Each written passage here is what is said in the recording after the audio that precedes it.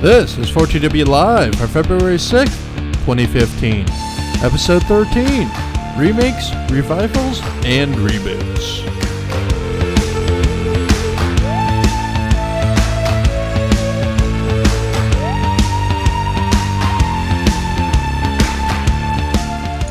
Welcome to 4TW Live. Yay! Episode, I don't know what number we're on, but I know we're skipping one because somebody screwed up the recording last week. Not going to mention any names or point any fingers, but I'm pointing fingers. Yeah, we had some issues last week, but I wasn't here, so it really didn't matter anyway. Yeah. Basically, I updated XSplit and it decided to mute it, and I didn't see it was muted. The whole fucking Some people recording. don't know what a mute button is. Dude, it's fuck you. It's literally, it does not tell, like, it's at the bottom and it's clear white, whether it's muted or not. So fuck off. Yeah, I know it's pretty screwed up. It should be like clear, definitive, like solid red if it's muted. I thought it puts a line over the microphone when it tells you if it's not recording. Yeah, but the line is like, it blends in. You can't even... Anyway, it doesn't matter. I don't know. I was usually using Open Broadcaster. I did that once. Actually, that one I didn't even have my mic selected, so I recorded a whole episode, and all we had was your audio. But nice. Always fun. Alrighty, well, we're changing the format this week. No more news! Sort of. Fuck news. We're going to talk about news on occasion if there's something we're interested in. But since we're going to be starting new shows dedicated specifically to certain topics, it's kind of redundant. Which will be coming soon. But there is one piece of news I want to start before we start on our main topic. Just saw today, Netflix wants to make a Legend of Zelda TV series. Yeah. Mario, your thoughts? My thoughts. Ooh. I honestly don't really know. I mean, I know what kind of shows come up when they're like a Netflix original, and it's typically shows that kind of don't they don't hold too many bounds. So then it makes me wonder, how is this going to work for a fantasy film? They're describing it as a Game of Thrones, but for kids. Oh boy. Oh, okay, all right. Minus all the sex. Fucking Zelda. So my thing is, if you do it, is Link going to be mute the whole time? Well, good point. Or Link finally break that tradition and he will talk. Well, the last time they did that, excuse me, princess. Yeah, it wasn't the greatest, but I have an affinity for that show, so I can't talk too much. I actually have a soft spot for... of course you do. Yes. But, any case, Chris, your thoughts? You're not really a Zelda fan, though, so do you really give a shit? No, so just like most of the world who doesn't give a shit about Zelda... It's only one of the highest-selling game franchises going that doesn't include Call of Duty because they put out a new game every damn year. That's okay, I'll stick to Mortal Kombat. Okay, thanks. Yeah, those TV shows worked out real good. Hell yeah. Oh. Hell yeah, you remember Conquest? Remember Conquest? What was it? The one where the main star was Kung Lao, right? Yeah. It was. Yeah, I remember that. It was like basically it was like they took the wrestling. Cast from, if it had a plot. Yeah. I was gonna say like wrestling. Well, it was on TNT at the time, and they were like, "We want this, but with wrestling." And it's funny because they hired stars from TNT. Had another show. It was like it was kind of their copy of Gladiators. It was like they were in an arena, remember? Oh, and it was kind of a mix between wrestling and arena fighting. I And they, I do remember. Anyway, they had stars from that, and that was a long fucking time ago. I don't remember that shit. Anyway, we'll talk about video game movies and TV shows on the next another show. We really need to get into those. That'd be a good one to do. Yeah, that'd be great. We did one a long time ago, but it's my show, and I did a new script, and so people listening, we're gonna do it right next time, so it'll be better. So Oh, because we have plenty to talk about. Talking about film to sell. Oh yeah, no, I was talking about. We did a show already on video games. I think you and I did one back in the day, one of the early 4TW radios, but none of those really count because I don't even have them online anymore. But anyways, so let's get started with the main topic for this week: reboots, remakes, and refreshes. The 3 R's. The 3 R's. The good, the bad, and the what the fuck were they thinking? Now, what mainly got me thinking about this was we've seen quite a few revivals of things lately. Mainly, we've seen the X-Files, or we've seen 24 make a comeback, which some people seem to like. I don't know. I didn't like 24 the first time, so I don't know. I assume it was good. It was good. Thoughts? Yeah, I actually I watched the first 2 episodes and then I just kind of like went off and did something else. To be honest, it was just typical 20. Nothing really caught me as far as being something kind of different. I guess I just wasn't in the mood for 24. But then I got an itch for it just a few months ago, and I downloaded all the episodes. And let me tell you, it was actually really good. Well, it's more like 12, isn't it? Yeah, it's only 12, and it ended. Yeah, name lies. Well, because the last episode is longer. The last episode is longer than the rest. Doesn't it time jump too or something? It's a time jump as Anyways, well.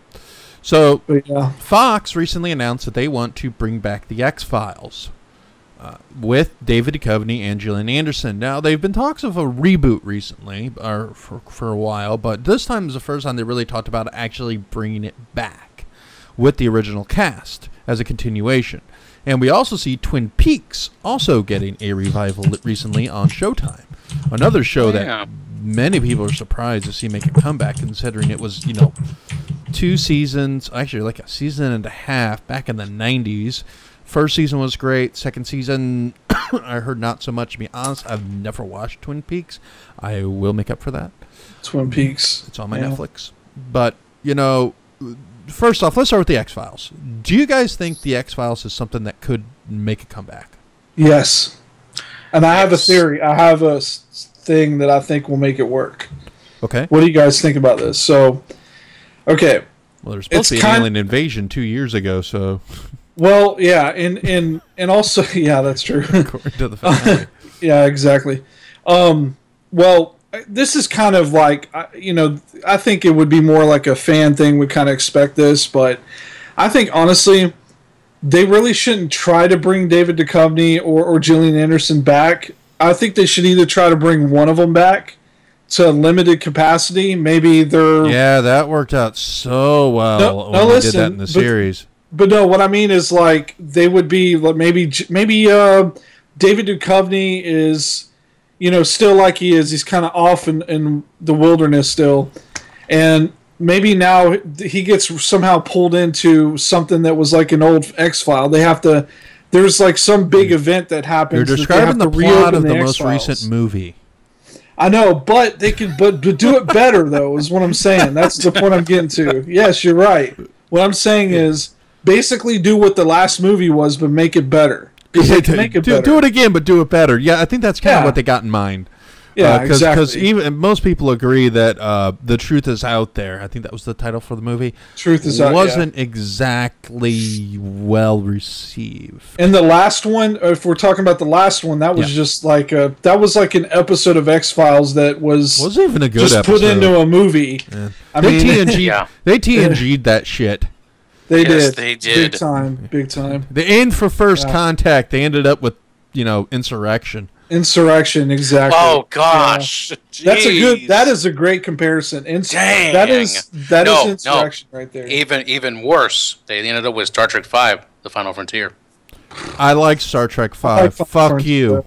Yeah. No. Sorry, I like 5 more than 4. No, 4 was still good. 4 was funny. That would be when he was here. Listen, man, and nuclear vessels, and 4 is... 4 has so many fucking one-liners. It has so many one-liners. How can you fucking not like 4? Okay, it's cheesy, but it's not Star Trek to me. But remember, it's an entertaining Nimoy movie. directed the 4th one, and who directed the 5th one?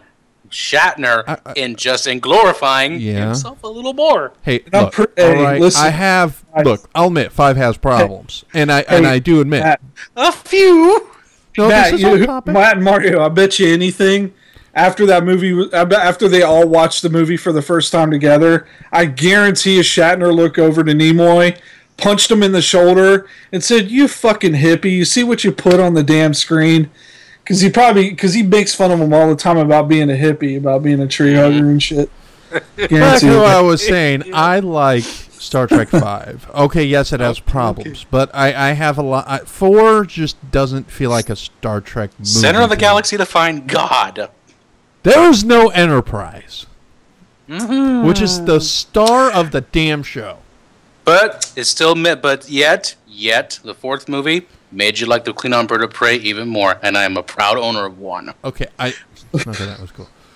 And there was some entertaining bits, but I don't like it very much. No, I'm not saying I hate the movie. I don't. It's not my. To me, it's not one of the better. It's better than the next gen movies.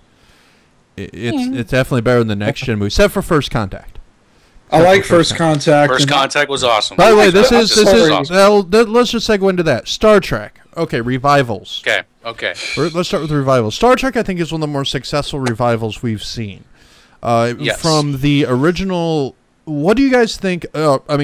I personally never saw the original series up until I was older. Unfortunately, on our local networks, they mainly aired TNG. They never aired the original series. I grew up with it pretty much, and I did too. Yeah, but I watched it when I was mostly watching Star Trek, the syndicated package was TNG, not TOS. Okay. Oh, yeah, I hear you. Yeah, because Paramount used to rotate those, because eventually it went to DS9 and then to Voyager, and I don't think they ever did that to Enterprise, because they're like, fuck that shit. Oh, by the way, I remember since the last time we talked about this, Matt, between me and you about watching the original series, I remember now where I saw it. My uncle Johnny, he's like really big into Star Trek, and he actually had all of them on tape. So that's what it was. He brought them over, and I watched the first time I really saw the series proper, other than the occasional episode that airs a special, was when Sci-Fi Channel aired them uncut. Back in the late 90s. I remember that. Yeah, with Shatner doing the introductions. Then they did it with Nimoy, which I think the Nimoy was better. Yeah, but that was towards the end. I remember that. Anyways, so Star Trek. So they revived it back in the 70s with the motionless picture. What do you guys actually think about Star Trek 1, real quick? The motionless picture, as they say. The very first one from 79? Yes. You know what? Okay. As a revival of a classic series. Okay, as a revival of a classic series. In my mind, that is the first time they did it. I can't think of any other time they've really done that prior to that in that kind of scope. No. You're right. They haven't done it. Was this off the air for what? Probably close to 10 years at that point? Mm-hmm. Yeah, probably about 10 years. Yeah, that sounds about right. What do you guys think of the original? Okay, let's just talk about as a whole the original cast movies as a whole, as a revival. Okay. well, good, bad, some good, some bad. No. I mean, from the original, and we're talking about comparing this to the new cast now, or we're just simply reviewing the original.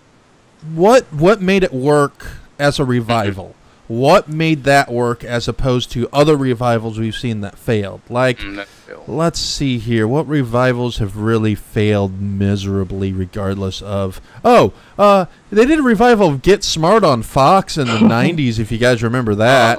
I got an even better one for you. Worst one, V. V's a reboot. V's a reboot, not really a revival. Well, okay, I guess that's more of a reboot, you're right. Well, yeah, because it wasn't really... It didn't have the original cast. I see what you mean. Yeah, because there's a big difference there. But they've had revivals that just didn't work. But like Star Trek, in my mind, was a successful revival. What made you think that was successful above other things they've tried to bring back in the past? I think they did their homework very well in terms of the actors. Yeah. Because they pretty much said, if we cannot get this group here to give you some reminiscence for people like us, or even older than we are, and maybe bring in some new fling from the new people in some way, shape, or form, then this is not going to work. Then I think they did their homework right. That was the key thing. You had to make sure the cast was pretty much as spot on, but not as too spot on, as the original cast. Yeah. Let's look at a few revivals that I think did fail. Knight Rider. Yeah. Oh Jesus. Okay. Man. Knight Rider. One of the worst revivals in my mind, mainly because of the fact they completely forgot about what made Knight Rider great. The plot of Knight Rider, the concept was one man can make a difference. Hell, that's the mantra for the show. And this one, it's one dude with a team and a bunch of people, and it didn't have the spirit. And to me, that's what the first Star Trek movie, in my mind, was really what made Star Trek had the spirit of the original series. Even though I watched it later in life, I saw that spirit in it. And Star Trek 2 had it, but not as much. 3 was where they started moving away from it, and 4, it was gone. That's one thing I don't like about 4. It does not have the spirit of classic Star Trek in it at all. And 5, despite what you say about 5, does somewhat have it. Matt, and 6 was probably, for me, my all-time favorite. Oh, I love 6. I like 6. 6 is definitely that, because it has the allegory to the Cold War, which allegories were all over the original series. You mind if I bounce back just a moment to the first one, because I didn't get a chance to really say what I want to say about the first one. As most people would say, the motionless picture, the one that I say, it launched it back and such. Sure, we got the original cast called back, yada, yada, yada, but yet everybody really critiqued it on the story. I gotta honestly kind of admit, though, the story itself was not horrible. Maybe the execution for the time was a little too far out there, and then particularly how big of a scope they were going to want to take the adversary, the antagonist in the movie. Well, remember, it was originally intended to be an episode of a TV show that didn't happen, Phase 2. Yeah. And written by Alan Dean Foster, who's a great writer, by the way. I love Alan Dean Foster. But it's also the only one that Roddenberry had involvement with. After that one, they took it away from him. Yeah. And gave it to Harv Bennett. But overall-wise, I actually did thoroughly enjoy the first movie. For me, as a kid growing up, that movie still, to me, was like, wow. The director's cut on DVD is far better. Well, I will say this. You're right. I will say this. Or go, Chris. I'm sorry. I was telling Mario. Hold on. No, go on.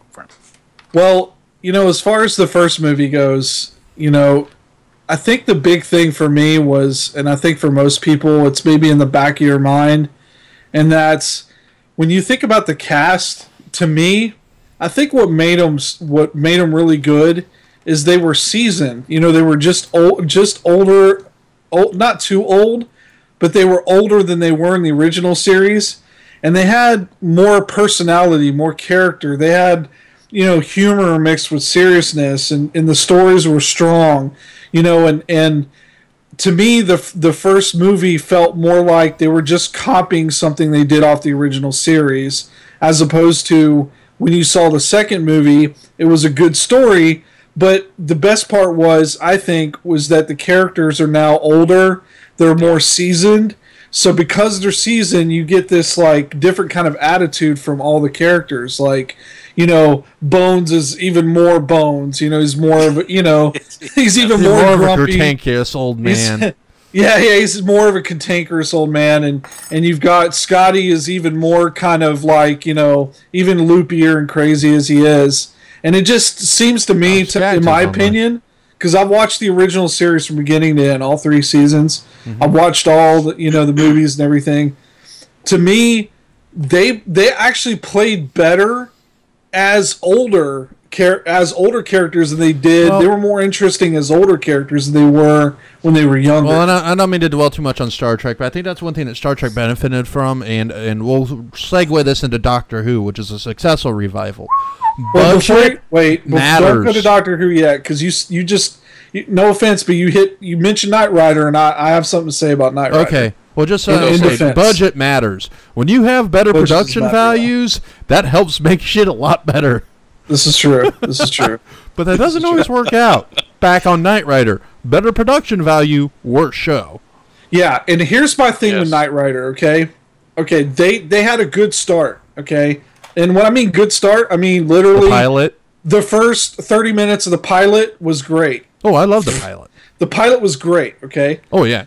But here's my problem. Where it went wrong, I believe, is they put more emphasis on everything else except what the core character was all about, which is the relationship between Kit and Michael Knight, which in this case was Michael Knight's son. Michael Tracer, I think his name was. Yeah, Tracer, right.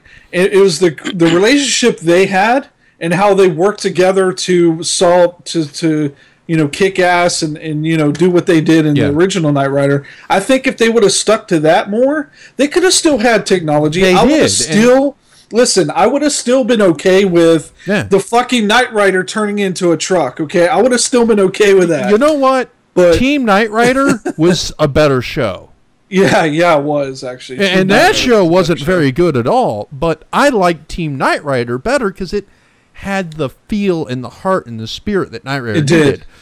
Yeah, it was too bubblegum. Would you agree that that remake or revamp? It was too bubblegum. It was like they were trying too hard to put new like they took Chuck. Like you remember that series Chuck? Yeah, it's like they tried to instill a lot of that kind of shit into this. Oh, that's what happens when you give the show to one of the guys who wrote the Fast and Furious movies.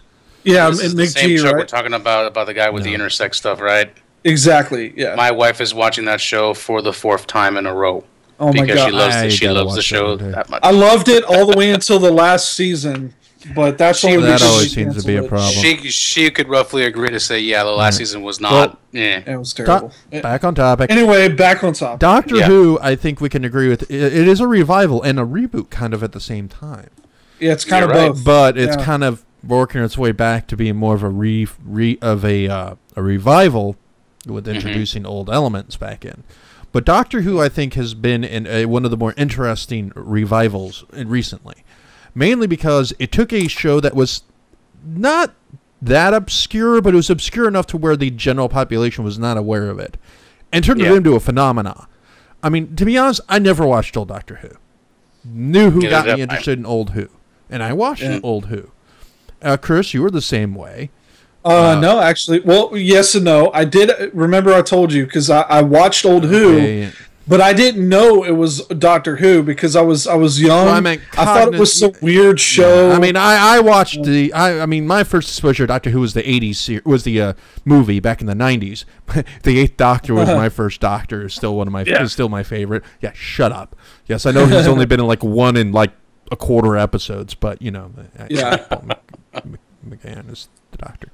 But anyways, it took the show and brought it to a new generation and worked very well in my mind. Super well. But we've talked before about how much I think the newer seasons are just professionally written fan fiction. But it worked. But what makes a revival work in your mind, and what makes a revival fail? Like the X-Files movie recently, there was a failure in my mind of a revival. Because you got away from the core mechanics of the show. Yeah, that's clearly what happened on the last X-Files movie. Yeah, completely. It's like X-Files, we're going to talk about extraterrestrial and other weird, unearthly stuff, yet we're going to treat the very last movie like most of us said, they just... It was a Monster of the Week show, more or less. Yeah. They tried to make it too cerebral than it needed to be. You're right. Absolutely. Yeah. Mm-hmm. And that's what can happen. I mean, if you do the revival wrong, if you're going to say, well, we're going to go on the other side of the fence of the whole thing here, or we're just going to do something completely different and call them this. And that's what I think they did with the X-Files. They did something, and a lot of people I've had a lot of friends who've told me, and this is funny because if you think about it, it's true. The last X-Files movie was more like, not just an X-Files episode, but more like a separate movie, like some bad horror serial killer type flick, just some like a bad version of Hannibal. Or yeah, exactly, or a bad version of Hannibal. I can't think of a better example. Kind of. It just now. Yeah. TV shows have often been brought back from the death many of times. Probably most well-known example is Family Guy. still running. Some people will argue that, you know, the original 3 seasons were far better than the later seasons. I do tend to agree. I felt the writing was better earlier on. I hate anti-humor, the kind of gag. But, you know, still, it made a comeback and was extremely successful. Some shows come back and it just doesn't have it anymore. Arrested Development, in my mind, is one of those. How was that? They really tried. No. It doesn't work. So the newer episodes are just... And Futurama. I loved when they brought Futurama back. The movies were good. When they brought it back as a series proper, it just didn't have it anymore. I would say toward like season 7, the last season 2 seasons was rough. not. Yeah, it was a little rough to see them. I almost even wondered, you know, you're right. Yeah, you know, as much as I don't like it off the air again, it started to overstay its welcome. I don't think it had the heart that it needed before to keep it going. I think they should make it into a game, a good one. They did. They did make a game. It was pretty decent. Yeah. But on now consoles. Oh yeah. I see what you mean. Yeah. I forgot what console it was on. It wasn't bad. PS2. I think it was PS2, wasn't it? Bad. Yeah. But you know, like I said, some revivals great, some bad. Are there any revivals that stick out in your mind as being good or bad? I mean, there was a Mission Impossible one in the 80s, which was actually somewhat decent. Yeah. I remember that. Yeah, we've seen a lot of kid shows been tried to revive lately. They attempted a Speed Racer revival. Reboot, sort of. Voltron. Yeah. Voltron. They did try. Now the Voltron was decent, but it lacked, the stories were not that good. But the animation almost had that old school. You remember Mario, like the old school and new school feel to it. Like it like how the old school animation was, but it was cleaner. I love that. That was cool. Now, Reboot is all the rage right now. And we'll switch to Reboots because I can't think of any more revivals off my head on my list right now. I had a few. But reboots are all the rage right now. Some reboots are great, and very few. Some are the worst thing you could possibly imagine, to the point you want to punch the makers in the head. So let's stick with let's start with TV. The good, Battlestar Galactica. I think many of us can agree that is probably one of the best reboots. Yeah, that's got to be one of the best in modern history. I haven't seen all of it, but I'll agree with that. Yes. Up until season 4. But it was still a very clever, very ingenious reboot. Again, you kept the story of a ragtag fleet running from Cylons, but introduced a really good mythology and history behind it as well. Few shows I see have ever successfully done that. But one of the few I can think of that really did it well, it's like Babylon 5, Lost, a few others. I was going to say Lost, but like that's season more 3. But Lost is more of a revival. Because it was canceled and Thank you, Skaggs. Came back, actually, Skaggs just mentioned in the chat. Yay! Heroes is making a comeback. I totally forgot about that. You know what? Heroes. Let's switch gears. Heroes.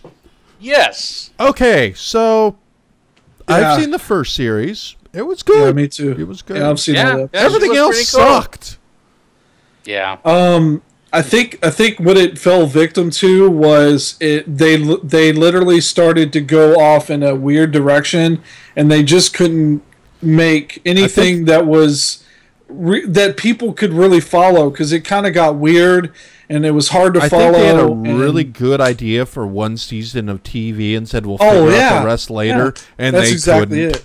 And they couldn't. And and I don't know if you've seen, but some of the news on the reboot now, they're talking about. They've got back so far the guy with the horn-rimmed glasses. What's his name? Quinto said he's not coming back. Yeah, he doesn't need it. Which he doesn't need it. A lot of them do. I mean, Hayden Panettiere. She's on Nashville now, so I don't think she's going to. She's probably not going to come back. She's like a country singer or some shit. Yeah, exactly. Yeah, she's doing that stuff. So yeah, the cheerleader's not coming back. Yeah. But in my mind, I think, thank God. Is it better? Is it better to bring shows like this back on a limited short-term basis, or as a long-term? Like, we've seen long-term, like we said, The X-File or Futurama. 24. Not 24 so well. Didn't work out too well. well. But 24 was a short-term, and it was short-term, and successful. It did pretty good, yeah. I think that's a good idea when you do a reboot because... A revival, you mean? A revival, because when you think about how much money and how much time they have to put into bringing this back, there's fans that want it, but then they also got to make money at the end of the day, and they don't want to screw it up. So it's best to, like, keep their focus on something small, something that they can really put their best effort into, and then that way it's almost like saying we're giving you what you want and more, and let's hope it bearing in mind, of course, they go back to their roots like the first 2 seasons and do it and not do weird shit like they did at the end to yeah, well, back to reboots. So Galactica was great, which a lot of people will agree with, but then we had some that weren't good at all. Bionic Woman. Oh, Bionic Woman! Man, I remember seeing that. That was bad. That was a train wreck. Past the pilot. Oh. You gotta look. Did you see that, Mario? Did you see the pilot? I saw the pilot. And I don't think I was really unsure after watching. I think 3 episodes before I said, "What the hell am I watching?"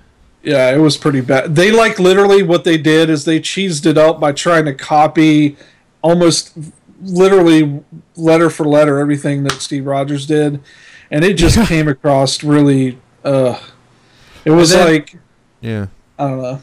Or even worse, Charlie's Angels. How many times you try and revive that shit? Charlie's Angels. Oh man! Thank you, Mick G. I think the series had nothing to do with him. I think that was all Drew Barrymore. Yeah, you're right. I heard it was bad. It was god awful. It was so bad that honestly, I almost forgot that they actually did a series, a reboot. But then you got Hawaii Five-0 on the flip side, which is that's really successful. I heard it was actually very good. Awesome show. My father watches that, and he's in the original. I haven't watched it. I'm not a Hawaii Five-0 fan. Chris, you've seen it, obviously. You've watched it. Yeah, I've seen it. What makes that work compared to these other reboots that just failed miserably? Pure and simple. They decided to go with a mechanic that worked, not necessarily copying what the original series did. It gave you that same feel that you're in Hawaii solving crimes, and they went with a formula that worked with the actors they got, and they wrote around who they had. Perfect. That's how you do it. Because if you try to... That's what a lot of these other guys fucked up on, is they tried to copy... They just tried to literally do a Xerox copy and then insert in new faces, and you just can't do that. You have to build up chemistry with the new people, and I think that's what made it good. Because if you watch a couple old episodes of the original and then watch the new one... You're going to see that, yes, it is different. It's almost like a totally different series. Okay. And that's... So you can go in a different direction, but you just got to keep what works in place. What works, and then replace what won't work. Because obviously you can't have the exact same elements letter for letter. No, because if you try and copy it too exact, it just makes you long for the original. Dragnet remake kind of did that. Oh, yeah.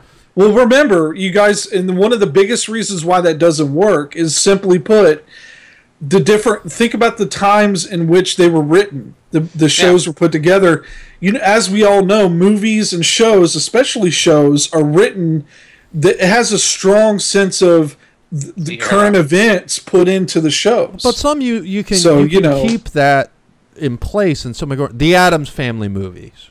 Yeah, the first two kept the humor. I know we kind of switched from TV to movie, but still, those, even though they're remakes, which we'll get to that one later, doesn't hold that that quirkiness that was in the TV show and updated it, but didn't change it too much to where something completely alienating.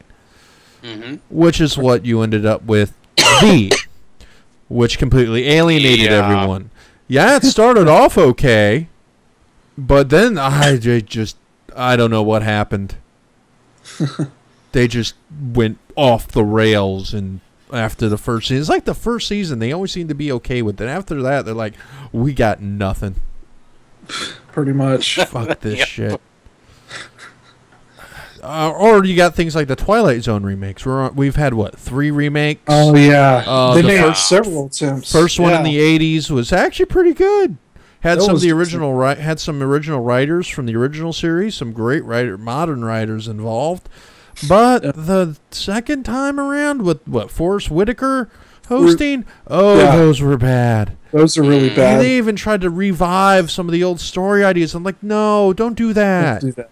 Yeah, it was terrible. With, like, Bill Mooney's kid that could manipulate people, or, could... Yeah, I'm like, this is shit. And, of course, it was also UPN, I think, at the time, and, they made nothing but shit back then anyways. Was it on UPN or CW back then? I think if we're going that far back, I think it was UPN. No, I think, because remember, before it was CW, it was actually it was WBTV, right? Yeah, but I think it was always on the Paramount, on the UPN or it was one or the other. Yeah, it was. It was on one of the networks no one ever really fucking watched. Yeah, exactly. But then we also have, again, Star Trek. They rebooted it with new movies. The first one being a fairly strong film, a great in my mind. The second one being a remake of the second Star Trek movie.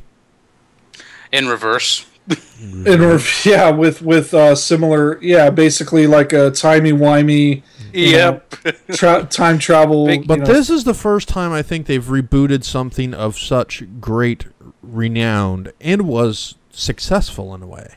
They made it work. Because even though you changed the cast and you did change the characters in a clever way, there's still the characters that we remember.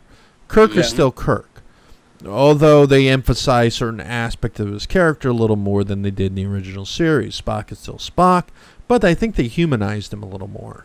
They did. A little bit. He does get a little more emotional. And Carl Urban is just McCoy. There's nothing to change. Yeah, he's still bodies McCoy. Crotchety old man. He chants in his sleep. Let me talk to DeForest Kelly. Let me talk to DeForest Kelly. DeForest. I swear, if DeForest was Kelly alive, oh man, he would. No, it's one like DeForest. How would you do the same, mate? No. See, oh yeah, exactly. You know what Kiwi DeForest trying would to actually pretend to do? be I'm a Kiwi trying to pretend, or the Australian. No, you know what DeForest Kelly actually would say? He would probably criticize him in some way. He'd be like, "I'm not really that much of an asshole." That's probably what he would say. I'm a doctor, not a Kiwi. Yeah, exactly. He's the real life grumpy cat sort of. Oh, I love DeForest Kelly. He had the best lines in all the Star Trek movies. Not to go off topic, but DeForest Kelly. I was walking by the living room, and there he was on one of the old westerns that he did, and even in the westerns, he was him totally, and even in the other movies he did. Now, can you guys think of any other TV reboots that you guys can think of off the top of your head? That Yes, I got one, Matt, and you're gonna love talking about this one. Teenage Mutant Ninja Turtles. Yes. Go. Okay. Go. All right. Go. So let him have it. We remember the no. Actually, I'll say no. This will segue into movie too. The first TV series reboot, and then 2003. Oh. Good series. I actually really enjoyed it up until the last season. But I actually really enjoyed it. I thought it was a perfect blend of the original comics, made it kid-friendly, and integrated some parts of the old 89 series as well. But not too much. Just a smidge of it there. But it was very much a modern retelling of the original comic storylines, for the most part, up until I think they went to the future. They really did follow the comics fairly closely with the Triceratons and the Utroms and the fight with Shredder, where even Leonard even decapitated him, just like in the book. He's a robot, which made him get away with it. But still, they decapitated someone on TV. Decapitated on TV. Shit. That's awesome. Loved it. The new series. That's Nickelodeon. No, that was 4Kids. Was it 4Kids? Oh, that's right. Then they recently rebooted it, 2 years ago? Yeah, 2 years. Third season. That's 2 years.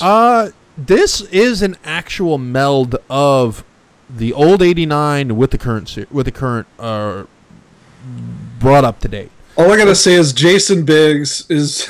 No, he's not. He's what? Isn't he Leonardo now. or something? No, now it's Seth Green. Are you shitting me? Mm-hmm. Oh, I haven't Starting been with keeping season up 3. with it. No way. Jason Biggs left last season because of they were doing Orange is the New Black, and they replaced. So they had Leonardo at the end of last season get the shit beat out of him. They're like, yeah, his vocal cords are severely damaged. He'll never sound the same again. So they actually worked that into the story. Oh my! Are you kidding me? Wow. Yeah. And now he's Seth Green, which Seth Green. I'm not too sure, but he's kind of grown on me. Huh. He's a little more cantankerous and Jesus, man. a different kind of Leonardo. But, it works. It works. But the Oh, reboot God. actually, in my mind, the reboot of the TV series works really well. It's funny. It's got a lot of great action. I love how it actually borrows the hardness of the comics. It makes it, again, friendly, but not the same way that the 2003 series does. This one has the juvenile kind of jokey attitude of the 89 series, but when shit goes down, their eyes go white. They're fucking badass. Oh yeah. And they're all fucking business. And they move how they move across the tops of the buildings and just it looks badass. Just like, the storylines are pretty good. It works out really watch it well. now. It is a really, It's on really Netflix. good show. I do recommend it. Okay. Then they went and made another movie. Chris, you saw this piece of shit. Okay, I decided to take one for the team, literally. Oh, and no. I watched the Ninja Turtles Michael Bay fucking movie. And the funniest thing, okay, I have to say this because I have to pretense the fact that my son was sitting next to me and when I say watching it, not by choice, because half the time he's like, I have to watch YouTube. What the hell is this? Literally, when a 10-year-old is like 90% of the movie is saying, what the hell is that? Not saying hell, but what the heck is that? Then you know there's something wrong, right? I mean, come on. Wow. Like for one, okay, where do I even start? Okay, for one, I will say only one redeeming factor. One, the only single one. And that is, I think the voices they picked for the Turtles themselves and how they interacted with each other was fine. Perfect. Okay? Sad to say, that is it. Like, literally every part of the movie was just garbage. Complete shit. I mean, people were worried about the whole them coming from space thing. Turns out they didn't really put that much emphasis on it. The only time that was ever mentioned, this is the only, actually probably, I wouldn't even say it's a redeeming factor, but maybe makes Matt feel his asshole maybe gets slightly untighter. But it goes from this to this, okay, just a little bit. But but the part I'm talking about, of course, is the talk about the space part. And really, it was only mentioned like almost in passing, kind of like in the moment. He's like, "Well," and spoilers, by the way. I don't know who gives a fuck. Spoilers. Who gives a If you crap want to right fucking now? see this movie, kill yourself, because you would be better off than watching this fucking movie. Anyway, when they literally he mentions it, okay, and keep in mind it's been a few weeks since I saw it. He mentions it in conversation how he found the element that was made to create the mutagen. And it came from a meteor rock. Always has been from alien. It came from the Utroms in the original. Yeah, series. exactly. Which is fine, but again, it was very rare. But here's some of the biggest things that really, and I'll try to move on here. But some of the biggest things that really pissed me off was Shredder. Shredder looked like RoboCop and Terminator fucked each other and had a kid. Okay, and then somewhere along the lines, the kid got obsessed with knives. Like, my son looks over there, I swear to God, he said this. Because Shredder, when he gets ready to fight, he does this thing, and like these bigger blades come out, and it spikes up, and little Chris jumps, and he goes, "What the heck? Is he like a giant Swiss Army knife or something?" Like, it was so funny at the moment, dude. Like, literally, when Shredder gets ready to fight, it looks like they took big swords and it just retracts out, and it looks like giant, like Edward Scissorhands. Well, you know, he was shoehorned in there because people were pissed off that Fichtner's character was supposed to be Shredder. Everything that was like the Turtles being aliens, they retconned that. Yeah, in yeah, post. exactly. And Shredder was added later when people got word that Fichtner was going to be Shredder, and they got bitchy. Oh, it was, but bottom line, I would not recommend that movie, and that movie is a good example of doing it wrong, completely wrong. Now let's switch gear. Now I can't think of any more TV show reboots off the top of my head. I mean, we do have Star Trek: The Next Generation, but I don't really consider it more of a reboot. Can we do an honorary mention, even though it hasn't come out yet? I still would like to mention it. Okay. Just for those who may not know, and those who do, that's fine. Now, as you may have heard, Power Rangers is they're coming out with a reboot movie that's going to restart the whole thing. Yes, I heard. I have heard too. Now, are they going to get the Power Ranger who just killed his roommate with the fucking katana sword? Well, all I know is... I don't think there's going to be any of the reunion specials anymore. No, from what I understand, the reboot is supposed to be actually kind of darker, but still has the same elements of Power Rangers. I'm going to go on a rant. So quit making a reboot darker. Yeah, why do they have to? Why do they? It's like every time they do an interview, it's like, oh, it's like this but darker. But what the fuck does that mean? How do you make Batman darker? They dimmed it. They dimmed the lighting, Matt. That's why they use less lighting. Look, Superman. Okay, Superman, not a dark character. Yeah. Exactly. No. Man of Steel was, No. Fantastic Four, not dark. Spider-Man, not dark. When he gets dark, he dances like a fucking jackass. And apparently gets really high, too. Don't forget that. He gets douchey and dances funny. That's about it, No. It gets jazz feet or some shit. I don't know. Just because you do a reboot doesn't mean you make the source material darker. Yeah. That causes problems because, again, you're not beholden to the original material. And we've seen this many a times with many different reboots where we're just like, let's do it again, but do it darker.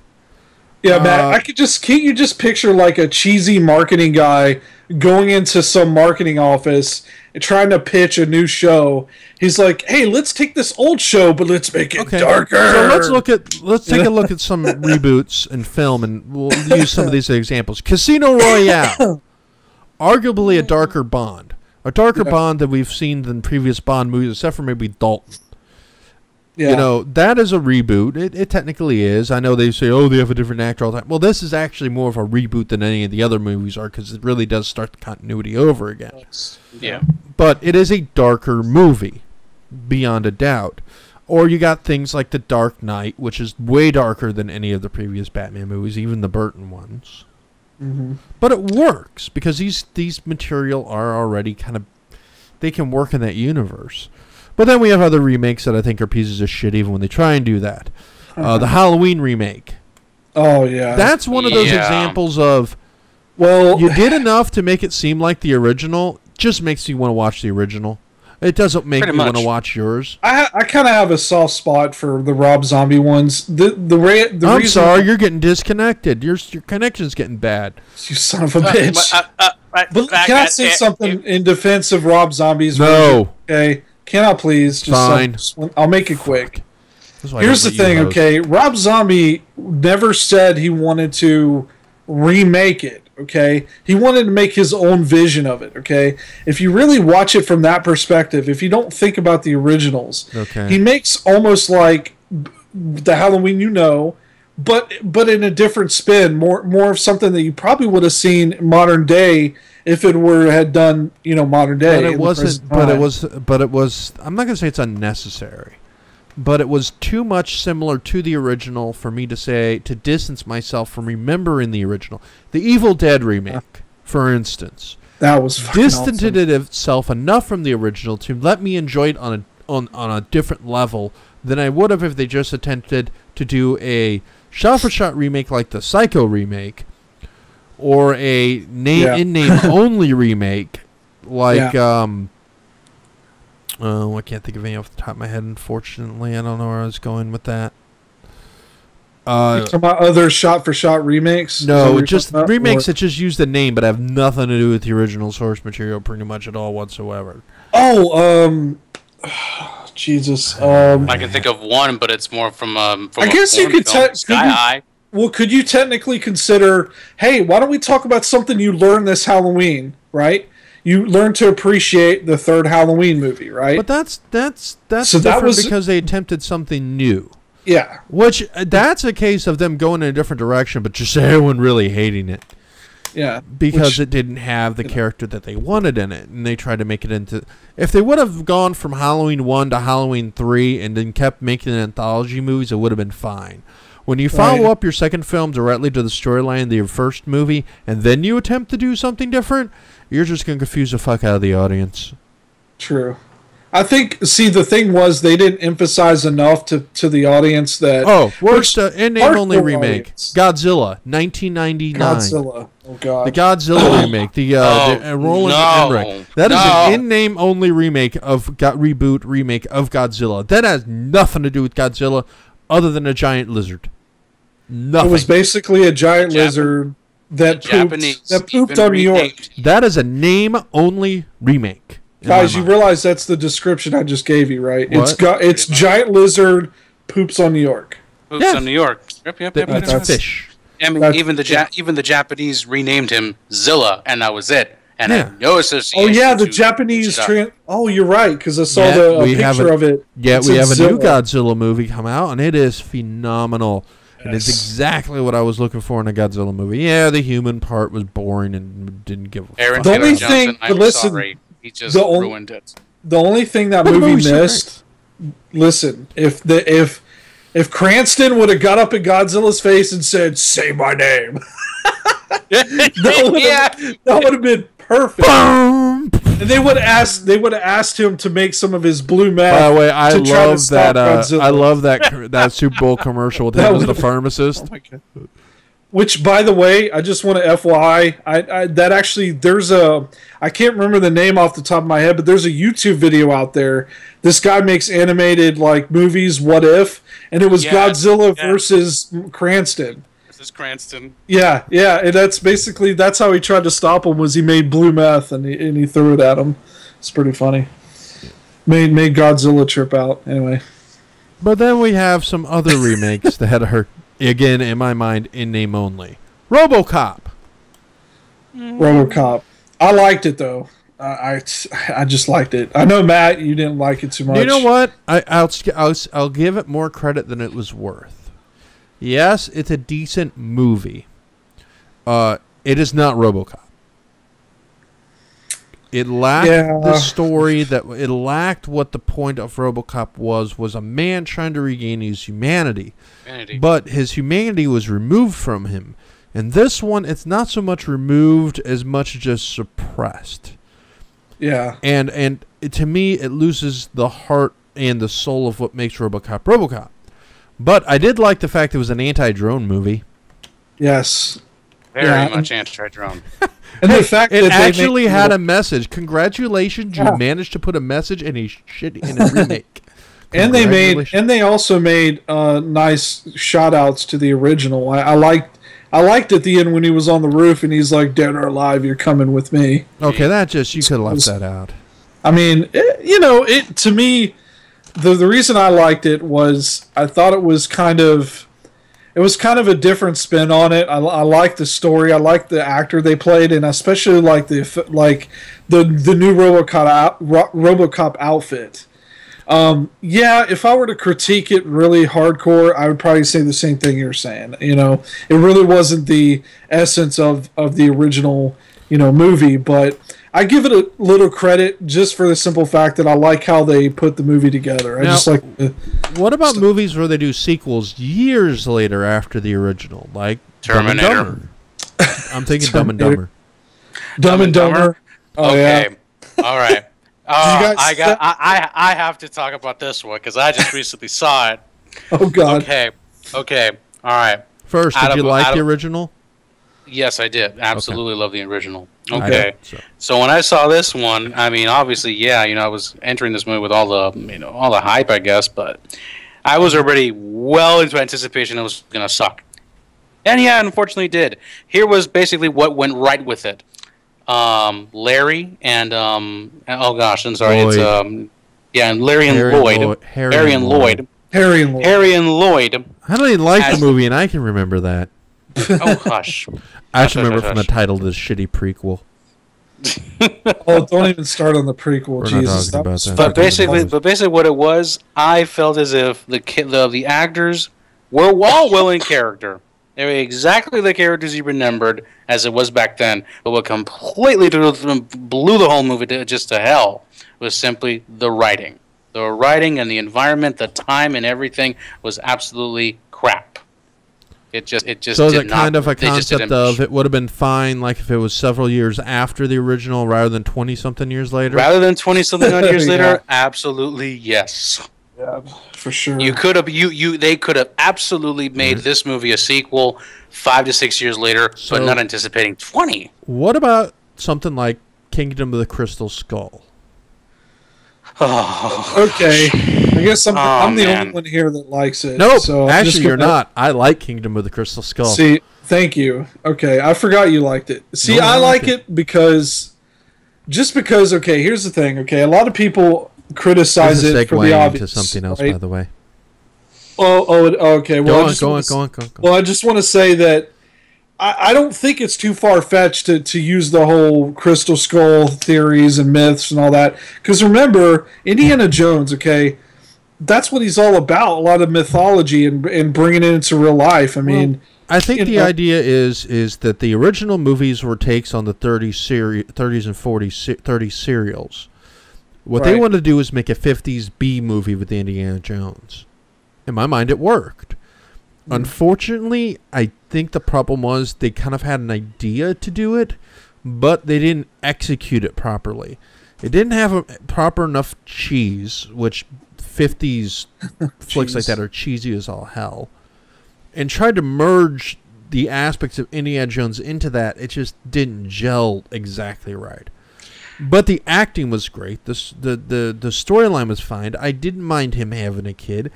I could stomach Shia, most part. But Karen Allen and Harrison Ford still got that chemistry.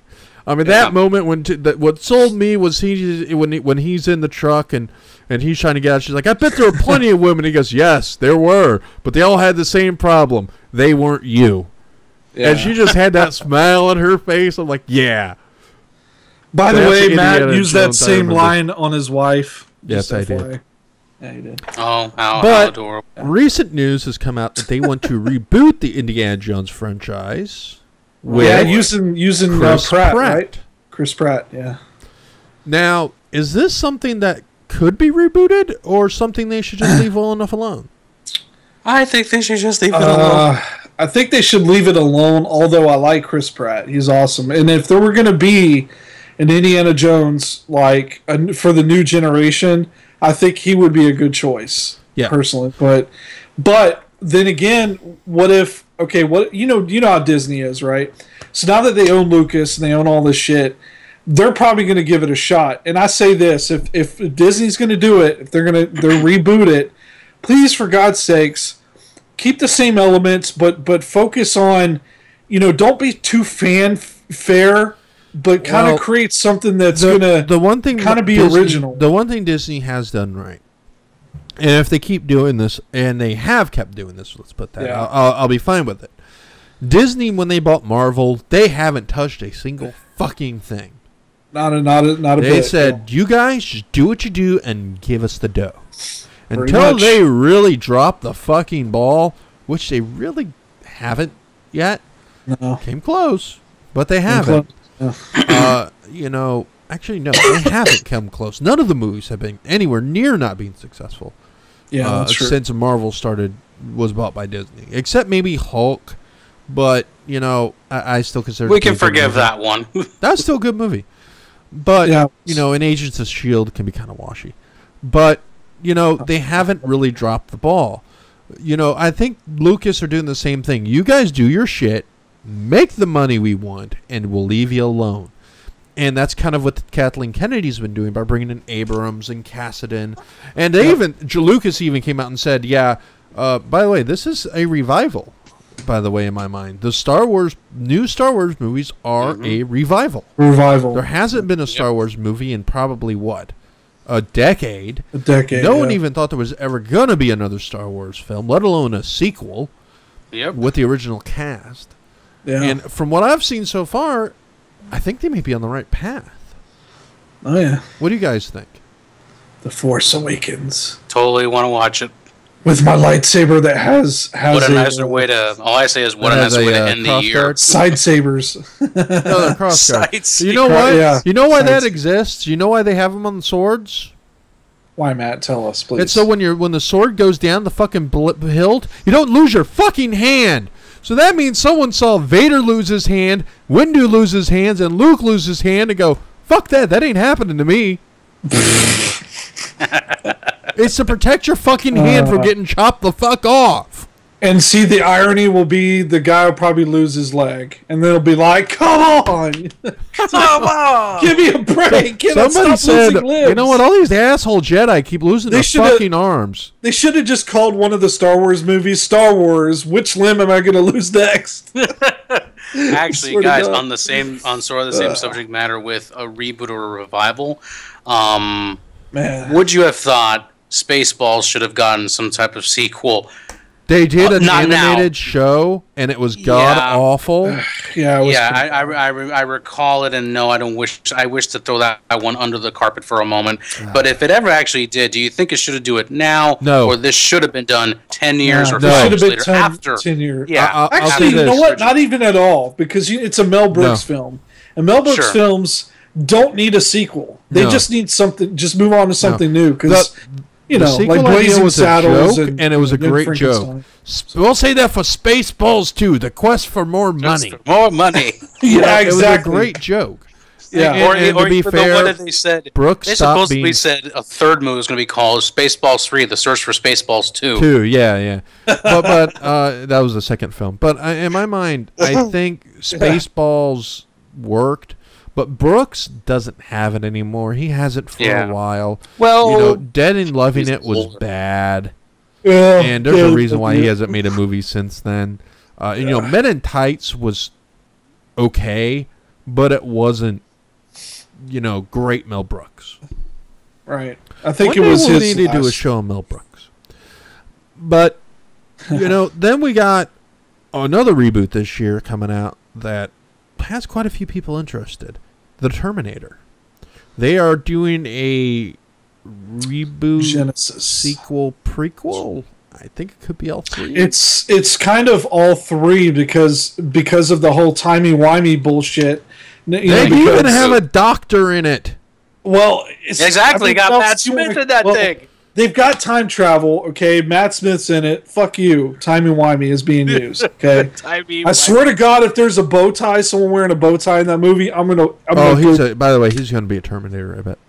I think he is, too. I think he'll be an undercover, like, Terminator or something. But anyhow, dude, I'll be honest with you. I'm optimistic about this movie because I like the actors they've got. The story... What I'm worried about is the story is going to go in some weird fucking tangent because as you guys know, and maybe those watching don't know, they're planning on doing 2 more after this. Yeah. They want to do another trilogy. Oh, boy. Okay. Yeah, it's got to be good. Let's be honest. Let's see what they got. They got Jai Courtney, who made me hate Die Hard. You've got... Jesus Christ, Matt! Why did you Jesus Christ not like Jesus Christ Die Hard? He did appear. But okay, then they got we've been in that one before. But then you got then you got Emilia Clarke, who I do like her in Game of Thrones. I think she'll be fine as Sarah Connor. Not as good as Lena Headey was, who's also in Game of Thrones. But I really like the Terminator TV series. I don't care if anybody says that show was great. Yes, it was. Sarah Connor. Oh, the Sarah Connor Chronicles? Awesome show. Yes. I absolutely hated Fox the way it ended. Yeah. Absolutely, well, that was 100%. An issue of that was an issue of the studio. Money, right? Nope. I'm sorry. What was it? What did you say, Chris? What did you say, Chris? No, I said time and money. They ran out of time and money. No, it's just money. Just money. The problem is they don't own the show. Warner Brothers owns it, so they don't make enough money off of it to turn a profit. Same thing happened to that Being Human show. Warner Brothers owned it. They weren't making much money off of it. They wanted Batman, so they said, okay, we're sacrificing Almost Human for Gotham. Pretty much. And if Gotham starts becoming too expensive, they'll cancel it too. Which, let me tell you something. They canceled Gotham. They better make a fucking Batman series, damn it. That's true. I think they could do one. Here's what I think. We'll talk about that in okay, never mind. That's in a different We have topic. another show for that. Yeah, I forgot. So, but Terminator reboot. What do you guys think? Looking good, looking bad. Personally, I'm indifferent. I did see the scene where Arnold fights the 80s version of himself when he shows up. That looks like that might be that looks like that might be funny, but sometimes when they make but sometimes when they take actors and digitize it and make them look younger, you have a creepy Jeff Bridges. Oh yeah, thank you very much, Tron. That was really creepy Jeff Bridges. Great special effects on that movie, but just not on Jeff Bridges. You could have taken half the movie budget and just dumped that onto Jeff Bridges at the very least. I think that was where all the special effects shots were. Yeah, get him, but it's still not as bad as creepy young Patrick Stewart in Wolverine X-Men Origins. Oh yeah, that was really creepy when he was in front of the helicopter. Don't worry, I heard they're going to go back and splice in James McAvoy and put him in there now. So they're pulling a George Lucas. Okay. I'm joking. I'm just fucking with you. I was going to say. Are they pulling a George Lucas also? But you believed me for a second, so that says volumes about the fact that they probably would do that shit. Maybe shave his head and then have James McAvoy with a bald head, Yes, oh my gosh. But anyways, a reboot that worked. Thoughts on this one as a reboot? I don't know, man. Yeah, I watched the trailer a couple of times, and I don't know. I mean, yeah, in some bits of me, I want it to succeed. There hasn't been a successful one since part 2, in my opinion. No, 3. I like 3.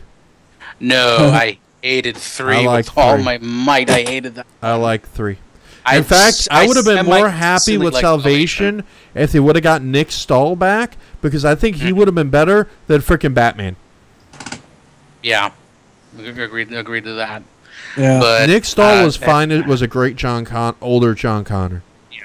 Or just put a bunch of blow on the fucking set, and Edward Furlong would have just shown up, and you could have just filmed. Oh yeah, I mean he would have been there. Yeah, I mean, just how much more does Schwarzenegger have it in him to make a movie like this? He'll be like, "You're not supposed to be killing people." Hold on, one second. You're not supposed to be killing people. Yeah, it's like, oh man, what did I just say? Getting on a coach. He doesn't talk like that, man. Edward Furlong always talks like this. Sounds like Mike Calta.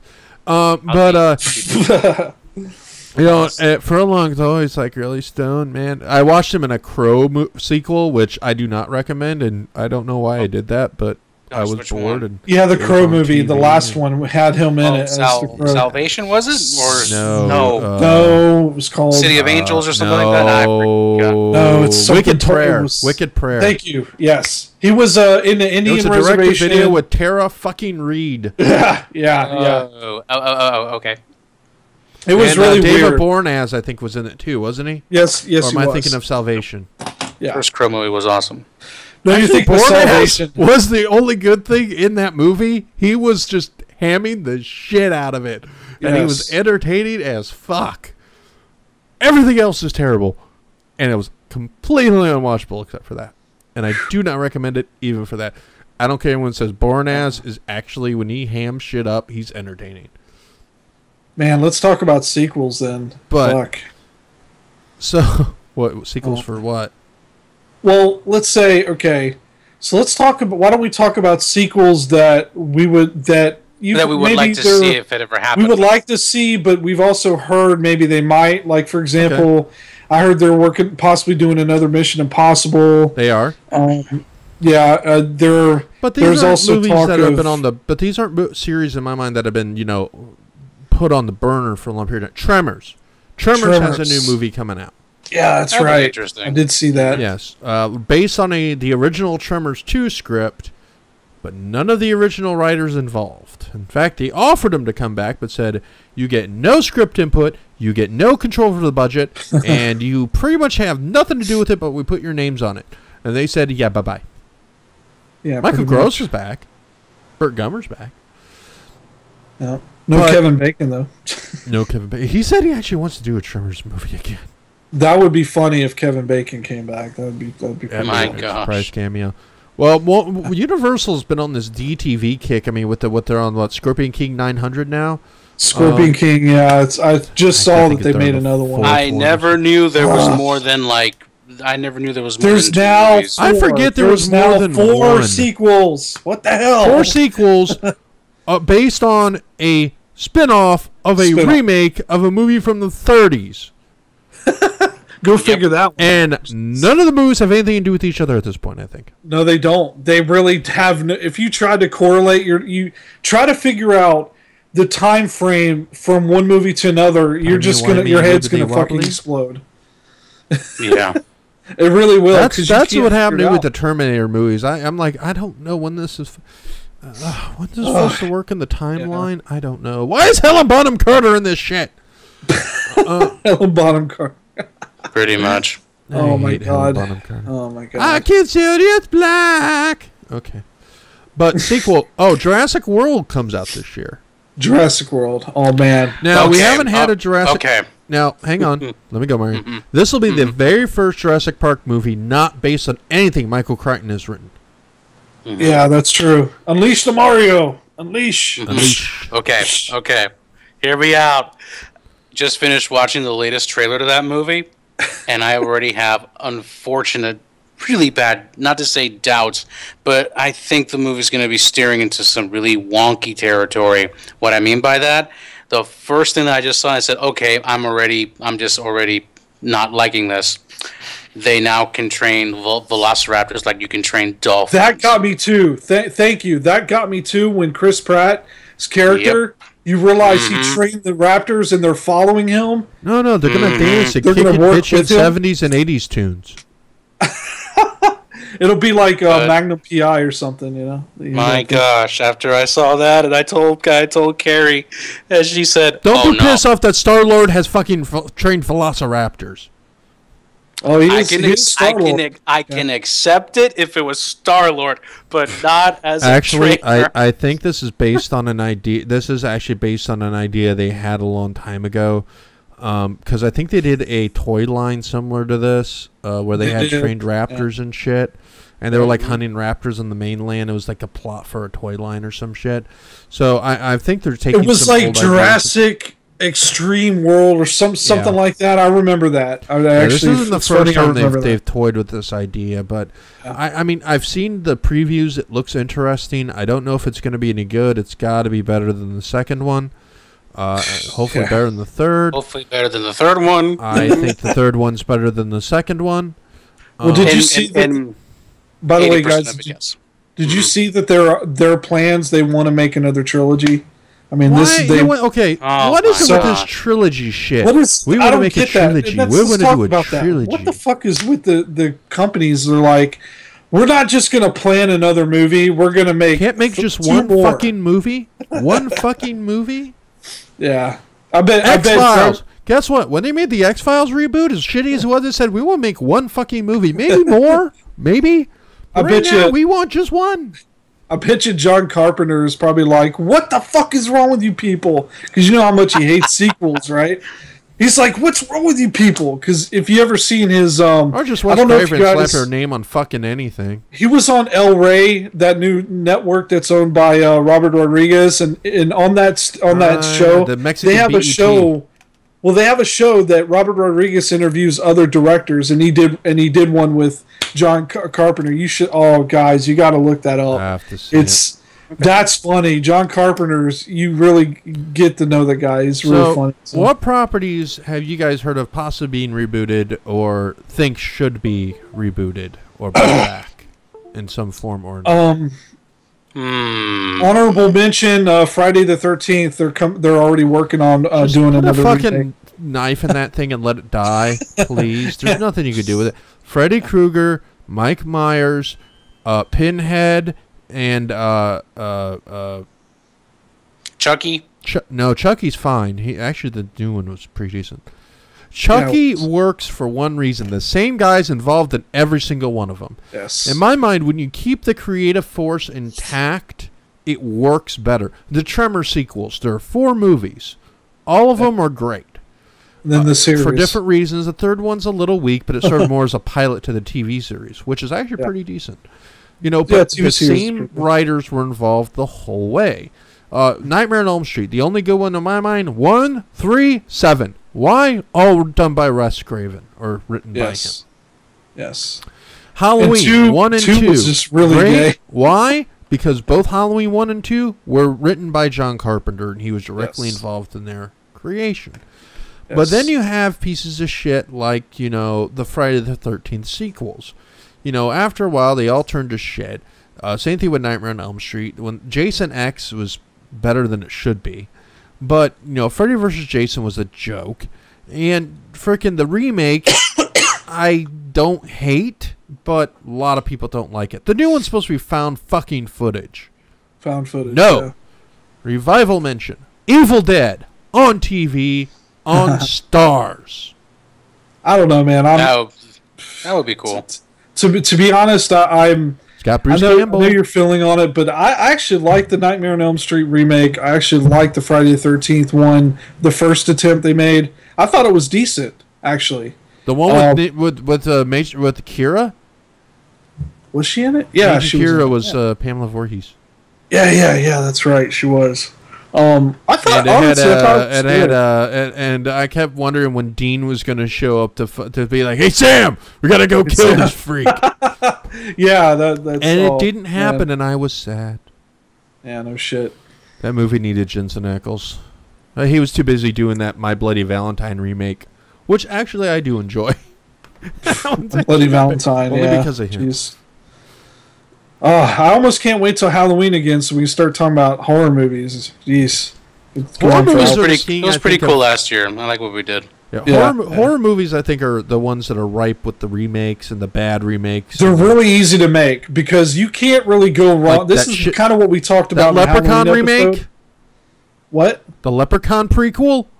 Oh, boy. Yeah, that was pretty fucking with the bad. Fucking midget from WWE? What? You know what? Why don't we segue that into... Let's talk about prequels for a second, okay? We haven't really... we kind of mentioned them, but... What about prequels? Like, what do you, in your mind, is the best prequel that's ever come out so far? Tremors 4. I'm going to say The Hobbit. No, that doesn't count because it was written first. Well, I don't know. I still think it should count, but whatever. No. And even in my mind, it is not better than Lord of the Rings. I think Phantom Menace was the best prequel. Actually, I think there are a few instances where prequels to pre-existing have worked. The X-Men movies, like Days of Future Past and First Class, they also served as reboots or retcons. Hey, they actually managed to work a retcon into a comic book retcon into a movie. Bryan Singer, I applaud what you did with Days of Futures Past was fucking brilliant. When I finished watching that scene, which, spoilers for those, and if you didn't see it by now, I swear, punch yourself in the face. The fact that you see all the original characters come back at the very end, and they retconned it, and to me, that's perfect, because the way they ended in the third movie, it was just bad. It just, to me, ruined the whole X-Men thing. I think X-Men 3 pretty much was, bad. Even Wolverine X-Men Origins had it moments. Mystique turns on the, what? Come on, that blew me away when that shit happened. Days of Futures Past was great. Yeah. So. But that's a prequel that in my mind did work. But there are very few in my mind that do work, because usually when you do prequels, you're beholden to what already exists. And you're kind of stuck doing callbacks to the future movie. What do you think about the Exorcist prequel? Did you ever see that? Never saw them. I heard they were okay. It was pretty good. Watched them. That's kind of another revival. But again, horror movies easy to not fuck up on. But anyway, that's Hey, Temple of Doom was a good prequel. Oh yeah, Temple of Doom. Mm-hmm. Technically, it's a prequel. Yeah, Star Trek Enterprise, but I'm not gonna say it's a good prequel. Enterprise 4 is fine. Yeah, Enterprise. The first 3 seasons were shit. Season 4 was good, except for the finale. So it took all the way to season 4 before it actually got any good. It actually did get pretty good because of the time wars and all the stuff with the temporal wars and all that. What happened was Paramount overall the timey-wimey wars. Well, yeah. What happened was Berman and Braga were essentially kicked off the series and put on just oversee it for season 4. Manny Cotto was actually put in charge. The guy who did Odyssey 5. And he said, okay, we need to get rid of the shit that doesn't work and concentrate on the shit that does.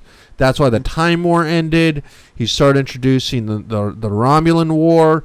A lot of the shit with the Andorians was kicking up. The stuff with Khan or the augmented humans was working in. The mirror universe stuff. He started working in all these other elements and trying to get it back on track. Unfortunately, by that point, the damage was already done. There was nothing they could do. Oh, yeah. They already pissed off the fans enough to where nobody wanted to give it a chance anymore. I loved it. To be honest, I still kind of like the first couple of seasons only because I looked at some of the moments I did like. I like Trip as a character. He's funny. He kind of reminds me of a mix between Bones and Scotty, kind of. He's kind of a mix. That's kind of what the whole series was. It was a mixture. Tashi or whatever her name was the Asian Uhura. Hoshi. Hoshi was the Asian Uhura. You got frickin' Malcolm, who was the English Sulu. Sulu, yeah. He was all straight. Phlox, who was nothing more than Neelix in a different prosthetic, and he was a doctor. I hated Phlox. And you and Carrie just hate him to death, and I didn't like him either much. All they did was reskinned everybody. Archer was nothing more than a Kirk ripoff. Pretty much. And I think so. I mean, I went to. I think what we'll talk about Enterprise for 1 second. I went to Dragon Con and was listening to Gene Stockwell and Scott Bakula were doing a panel together in Quantum Leap. So, what was the most often asked question? What would you think? Everything about Enterprise, not about Quantum Leap, right? Nope, not at all. Actually, the most asked question was, is Quantum Leap coming back? Is Quantum Leap coming back, yeah. Is Quantum Leap coming back? But the second question was, what was it like working on Star Trek? Dean Stockwell said, I can remember every single script I have ever done. Every script. Can't remember a single fucking thing about Star Trek. He's like, because when Don Belisario writes a script, he hands it to you and says, here's your script, but you make it your own. You don't really improvise, but you make the character your own. You mold it, you craft it, you act. Star Trek, you sit there and you recite fucking lines, and that's all you do. Pretty much, yeah. You're a damn parrot. And you could tell Dean Stockwell's character he played. What was he, like a general? Or was I forgot. It was something. It was like a soldier or some shit. Yeah. I can't remember. Yeah. Anyway, yeah, he was very. Bakula had nothing nice to say about it either. He didn't say shit about Enterprise. Not really, because he hated it. Was the problem with those series where it had no heart. No. And there's a show. Okay, you know what? Back on topic. Quantum Leap should come back.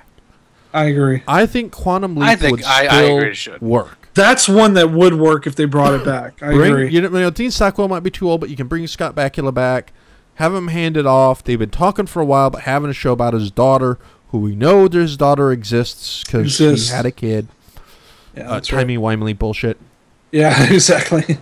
That is officially going to be the new thing now for Geek Talk, timey-wimey. Hey, by the way, can I just add one little thing before we go too far off from the topic at hand?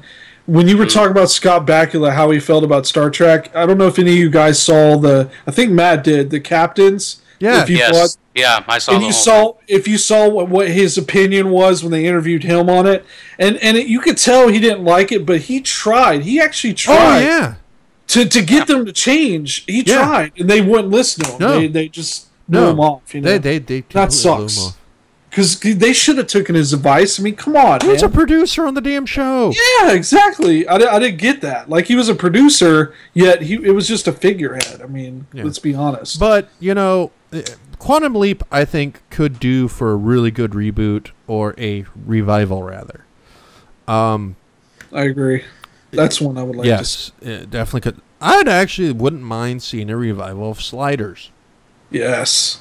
Sliders had a lot of good possibility if you except for the last season, but that's not their fault. Let's just say that right now. The last season is not their fault. The first 2 seasons were great. Yes, they were awesome. But I think the concept of Sliders would be great for a revival or a bring it back. Hell yeah! What do you guys think? What shows or movies should be brought back and or redone?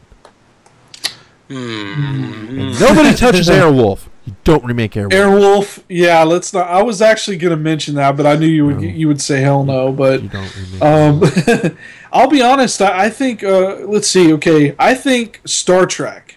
Okay, I think as a series. I think they need to come out with. Maybe this is not exactly the answer, but they need to come out with a series like they were talking about, where it's based on the Academy and what's going on. You know, what happens on Earth mostly. I think the best idea for Star Trek is an anthology series that takes place in multiple ships or multiple places in that universe, and not have one continuous story. And I actually will agree with you on that one as well, Matt. You know what? That kind of reminds me of like Deep Space Nine in a way. It kind of what Deep Space Nine did, because it didn't really always take place on the. Everything didn't always take place on the space station. You had other elements. With the anthology series, you could do an episode on the Klingon homeworld. Have no humans, just completely on Klingon or Romulus, or do something from someone else's perspective other than a specific ship or crew. You could do numerous things, and I think this has been pitched around a couple of times. Yeah. Well, you have such a huge universe. Yeah. Yeah.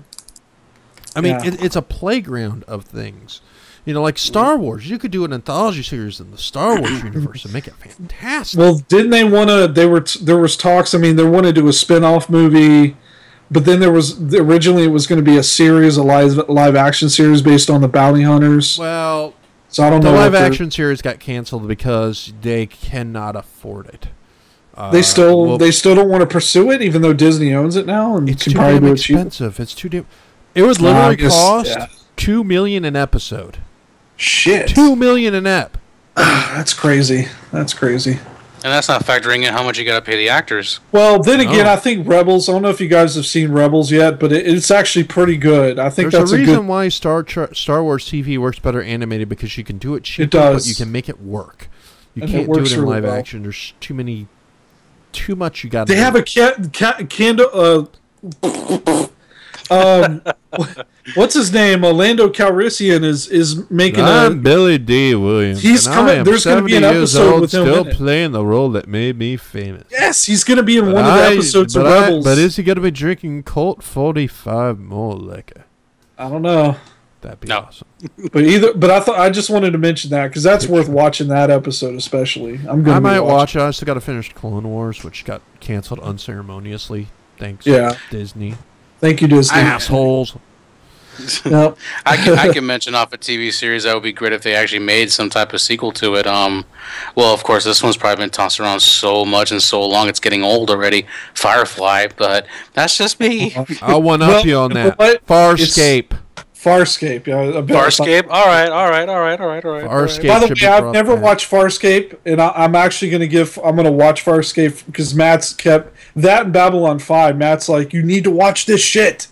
So I'm going to literally start from the beginning. I figured now that I've caught up with a few other series that I wanted to watch. As much as I love it, and I'd watch it, do not bring back B5. Yeah, Babylon 5. Don't bring it back. It is a series of its time. For that, it has a definitive beginning and end, and it works because of that. Sci-fi. Would you guys say, out of all the genres, which is the hardest genre to do remakes with? Like, what do you think is the hardest of all of them? I'm talking between the easiest, obviously, is horror, but what's the hardest? Would you say the hardest would have to be? Sci-fi? I would say. No, comedy's easy. Comedy's probably easy, yeah, because you can take a show. There are many different shows or remakes of other concepts. Bruce Almighty, Evan Almighty. Well, not just that, but let's look at TV shows here. All in the Family is a remake of a British show. Oh, that's true. Very popular British show. Office, right? Let's think of something like Saved by the Bell. You know, could you see a modern adaptation of that? No. Degrassi. Degrassi. Well, you know something they kind of is.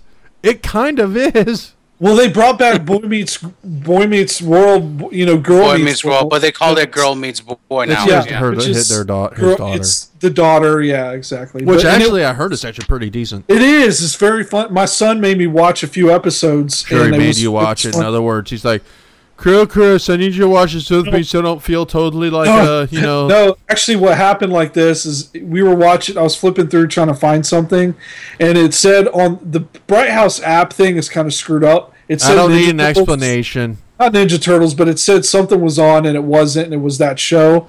And he says, it's actually funny, and we sat through and watched 3 episodes, and it was just like Boy Meets World. I mean, the same kind of humor. Comedy, I don't think, is too hard because we've seen a lot of comedy revivals in shape and form. They usually don't. They fare better than most do because you can still recast and keep going because you still have the same premise there, but you don't have to worry about, alienating the original fan base too much. As long as you keep the core there. Again, like Girl Meets World. You've seen that. There have been other shows. Futurama, again, they did that and revived that. It somewhat worked. Same thing on Family Guy for here's one that we haven't heard in a while. Inspector Gadget. Inspector Gadget. Yeah. No, without Don Adams. Well, actually, Maurice LaMarche does a Inspector Gadget would work. It would just work better as an animated show, but done well. It would be animated. Yeah, it would be animated for sure, but man, that's one I wish that they would kind of bring back the DC animated universe, please. Yeah, DIC. How about this one? How about a brand new reboot to like G.I. Joe as an animated series? They did. Just not done as from the movies. They did. It's that piece of it's Renegades. Renegades is actually kind of based on the original series that need to end and not keep revived. Okay, G.I. Joe, Transformers, Gem, Pound. They're coming out with a live action Gem movie, so fuck you. And they're also bringing back they're redoing the cartoon too. I heard. Yeah, they are. I'd rather watch it in the cartoon form rather than the live. He-Man needs a movie. Damn it. Yes, He-Man does. Other than the Lundgren He-Man is long overdue. Yes, it is. And they keep coming up with some really good ideas, but they never do it. They never do it, and it's bullshit. They need to bring back He-Man. I totally agree. That would be awesome to see. A movie that I think is very underrated, by the way, with a really good remake in my mind. A readaptation. The Punisher. I really loved the Dolph Lundgren Punisher. I absolutely loved that first movie. I thought it was awesome. No, I'm talking about the Dolph Lundgren Punisher, not the one with Thomas Jane. Oh, yeah. A lot of people haven't seen the Dolph Lundgren one that came out in the early 90s. It was 91 or 92. Okay. I thought it came out in 91. No, that's back in the 80s, man. Late 80s? Okay. But yeah, he's right. The Dolph Lundgren one. Matt has never seen it, which I don't know if you've seen it, Mario, but the last one they did, which was Punisher Warzone. Okay, here's my thing on 89. Okay? Punisher came out in 89, by the way. It was 89. Okay, so there we go. Well, here's the thing with Warzone. Okay, Warzone is basically, in my opinion, the most accurate based on the comics that they've done. Which, considering how fucking violent he is and everything else, that he nails every aspect of that. But in my opinion, what's his face, who did the first Punisher, not Dolph Lundgren, but the other Punisher. What's his name again, Matt? Who? Jane? Yeah, Stevenson? Jane. Yes. I think he did a good job because he's just a good actor. You know what I mean? Mm-hmm. Like the guy who did Warzone. Okay. The thing with his is, like, he isn't the best actor in the world, but he definitely did nail Frank Castle, like, 100%. But I think for a lot of people, he just, because of his I wouldn't say shitty acting, but his subpar acting, that's what I think brought down the level of the movie. Because otherwise it would have been, more people would have probably liked it, so. I guess, but so not better than the John Travolta adaptation. Well, in my opinion, I think it's better, slightly better. Okay. Only because the villains were more accurate to what he goes up against. Okay. And the action that went with it, how he portrays Frank Castle. What about the new Fantastic Four reboot? We talked about that one on the last panel. I don't know. The Lost Show? I'm literally thinking of taking a shit in a bag and just lighting it on fire at every movie theater that plays it, which will be every movie theater. That's how I feel. Not to watch it.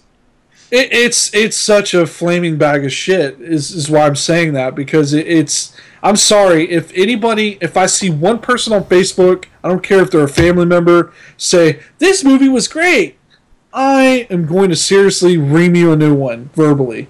Because, come on. I mean, there's no way that this movie is going to be... here's my opinion. I think it's going to be subpar to Amazing Spider-Man 2. Like, it'll be at that level where it's like kind of, whatever. That's some pretty low shit. So it's going to be about on par with the other Fantastic Four movies. Yeah, it's going to be shit, bottom line. I do not see this being good.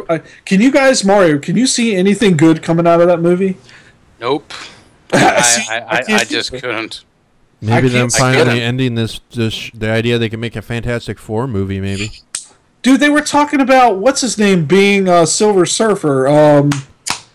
God, what's his name? He was on Fast and Furious. He was always... He's... Shit, I forget his name. But anyway, just... What they're talking... Tyrese Gibson. Tyrese Gibson, maybe that was just him talking. That was him talking. Okay, because he was saying, I could play Silver Surfer or whatever. Yeah, he wanted to be Luke Cage, which, to be fair, he should fucking be Luke Cage. To be honest, I think it would be a tie between him and what's-his-face who does the Old Spice commercials. Oh, Terry Crews? Terry Crews, yeah. I think those two, either one could do Luke Cage. Well, to be fair, Terry Crews should just be everything. Yeah, well,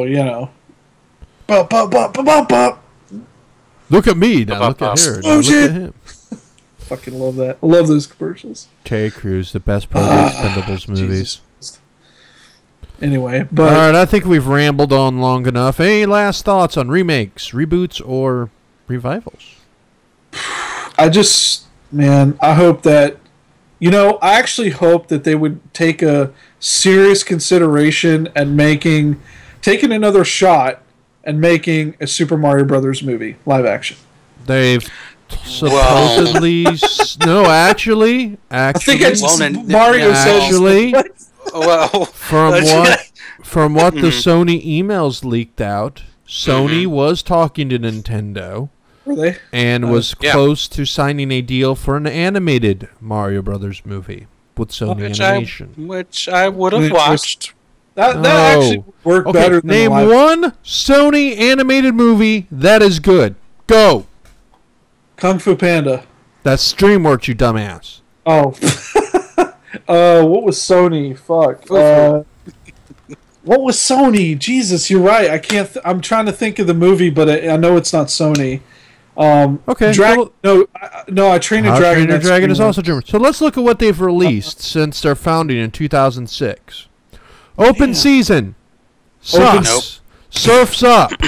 Sucked. It was okay. Surf's. Come on. Fuck you. The fucking Surfing Penguin movie. It was okay. It's not the best. Cloudy with a Chance of Meatballs. I'll give you one. You know what? Yes, 1 and 2. I don't care. I still like 2. The fucking Smurfs. The Smurfs. Now, Arthur Christmas is on the list, but it doesn't count because it's an Aardman. That's like counting Pixar as being Disney pre-Toy Story 3. Yep.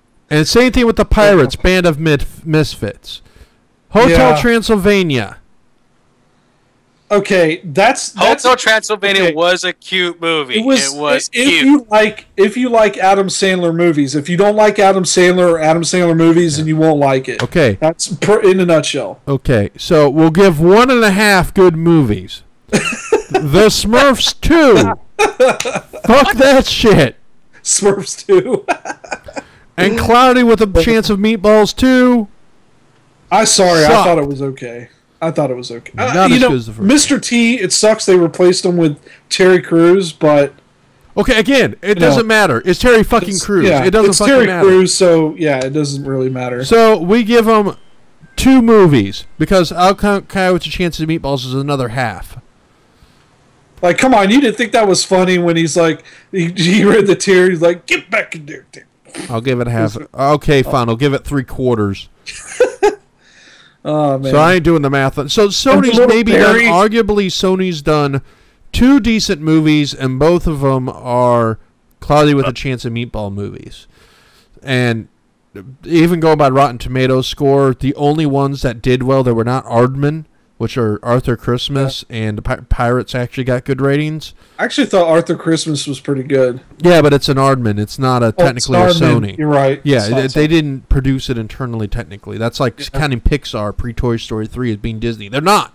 They're not. Pixar. It's Pixar. So you got Cloudy with a Chance of Meatballs is the only, and Cloudy with a Chance of Meatball 2 are the only 2 in 70%. All the others are 48 and lower. That's true, and that's I totally see. So Sony can't make shit, and they want to make a Mario movie internally. There is no way that's going to go well. Gladly would have more preferred DreamWorks to take on that. I wish DreamWorks would take on Mario. To be honest with you, Disney did it once, so you know. Well, yeah, that's true. By the way, the Mario Brothers movie was a Disney movie. It was a Disney movie. Yep, sure was. I remember I remember seeing the movie on Disney Channel a long time ago when I was a kid. They actually played it on Disney. And it was only shown that time. And you know who actually directed it? Who directed it? The creators of Max Headroom. Ah, yes, Max Headroom. Wow, that's going back. There was a show that could go for a revival. A Max Headroom? Actually, that would work. They've talked about it. Bill and Ted. No. Bill and Ted. They keep threatening us that. Okay, you know what? I remembered why I originally brought this topic up. So I'm sorry, we're not ending yet. I got one remake I want to talk about. You know what I'm going to bring up? Mario, guess. What am I bringing up? Wait the one that will send me into a rage, possibly unlike any rage we have seen before. Highlander. No. No. I'm actually okay with that being remade. I thought it was Highlander. Oh my gosh! It was recently announced so much with the the last cast week. in the last week. It was recently announced in the last week. Shit. Oh my gosh. Yeah, because you posted something. I got to look at your Facebook now. And he's away from the mic, people. He'll be right back in just a few moments. Ghost. We spoke about this one like for the good first 20 minutes, Chris. Fucking. Let's end on this. Let's end on this shit. Okay, that's can I start? It's my favorite movie of all time. Yeah, mine too, man. 1 and 2. Let him have it. Love 1 and 2. Stretching. Hold on. Yep. Fuck you, Sony. Fuck you with an old dildo with spikes that's just all wooden dildo that's splintered, and I hope it comes out real nice and bloody when you're done. Fuck man, you. Okay, number 1. I'm okay with an idea of rebooting Ghostbusters. I really actually am somewhat okay. Because the video game was great, even though it was based on what was pretty much Ghostbusters 3. Pretty much, yeah. Manhattan, which was the idea of alternate Manhattan that's hell-based or ghost world-based. That's actually what they made. Yeah. So, but the idea they keep talking about is new Ghostbusters. I'm okay with that. I really am. There's a lot of funny actors out there that would make really good for a new Ghostbusters movie. But for some reason, they have it up their ass to make a all-female Ghostbusters. Okay, fine. I'm okay with that. I'm not sexist. I have no problem with a female cast, with a female Ghostbusters. Yep. My problem stems from who they want to be the Ghostbusters. Because their cast is the... Just get McCarthy out of the way. First, the director, Paul Feig. Feig is a competent director. Yeah, he's also a known feminist too, so he's very much. Makes I like sense. women. Actually, I don't Yeah. think he likes women, if you know what I mean. Yeah, But I know. Yeah.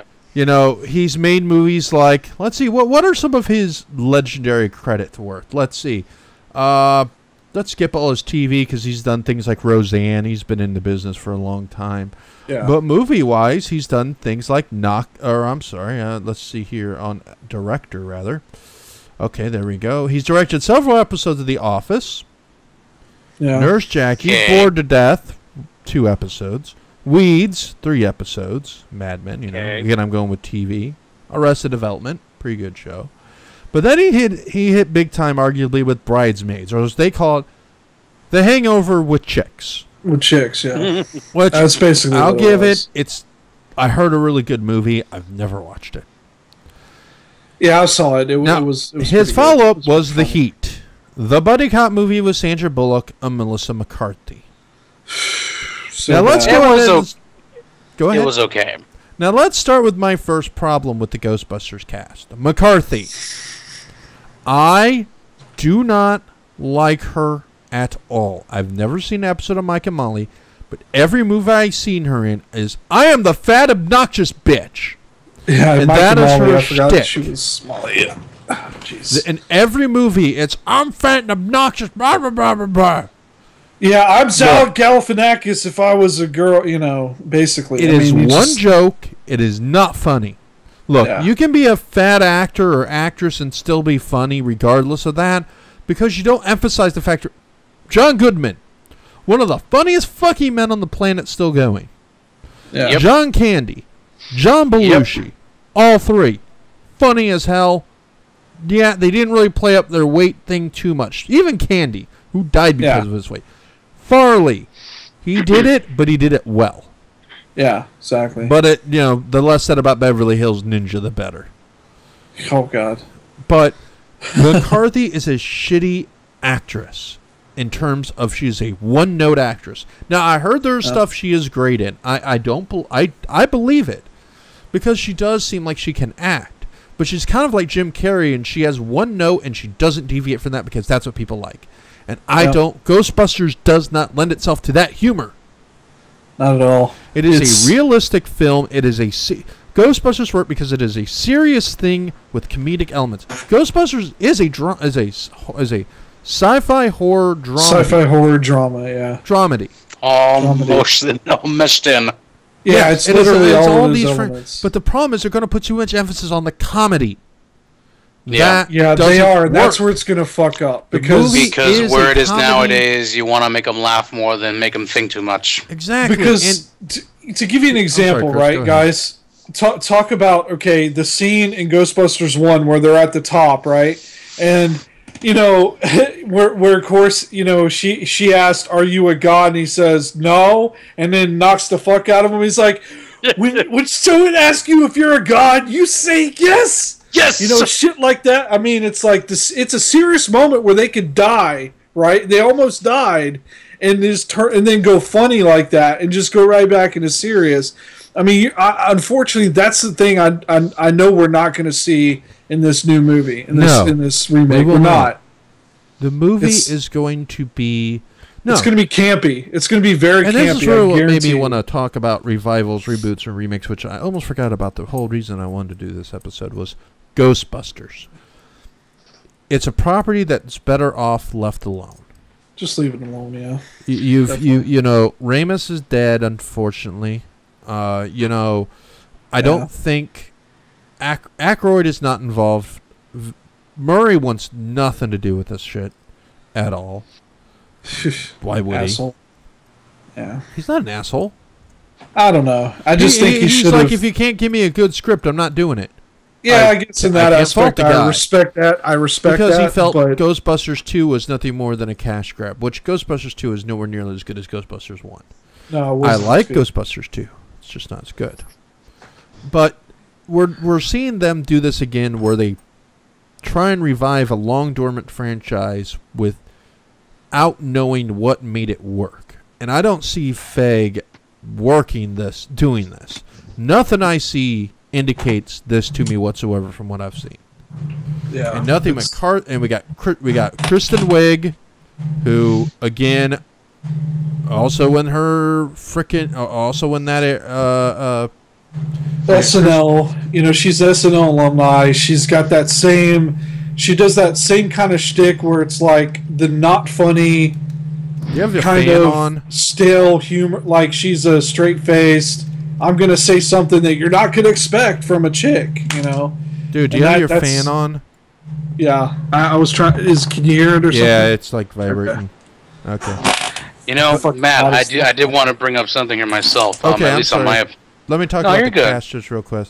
Kristen Wiig, Wiig, Melissa McCarthy, Leslie Jones, who I can't think of anything I've seen her, and she's another SNL cast member. Yeah, SNL. They're all SNL. And Kate McKinnon, who also is an SNL cast member. So they pretty much just rated SNL. 3 SNL characters and one celebrity. McCarthy. That's basically what they did. Yeah. And I who just used to be on Gilmore Girls. Boy, oh boy. Yeah. Go, Mario. Yeah, go, Mario. All right. So what I was going to bring up here in my perspective to this, and Chris, you probably remember what I mentioned here.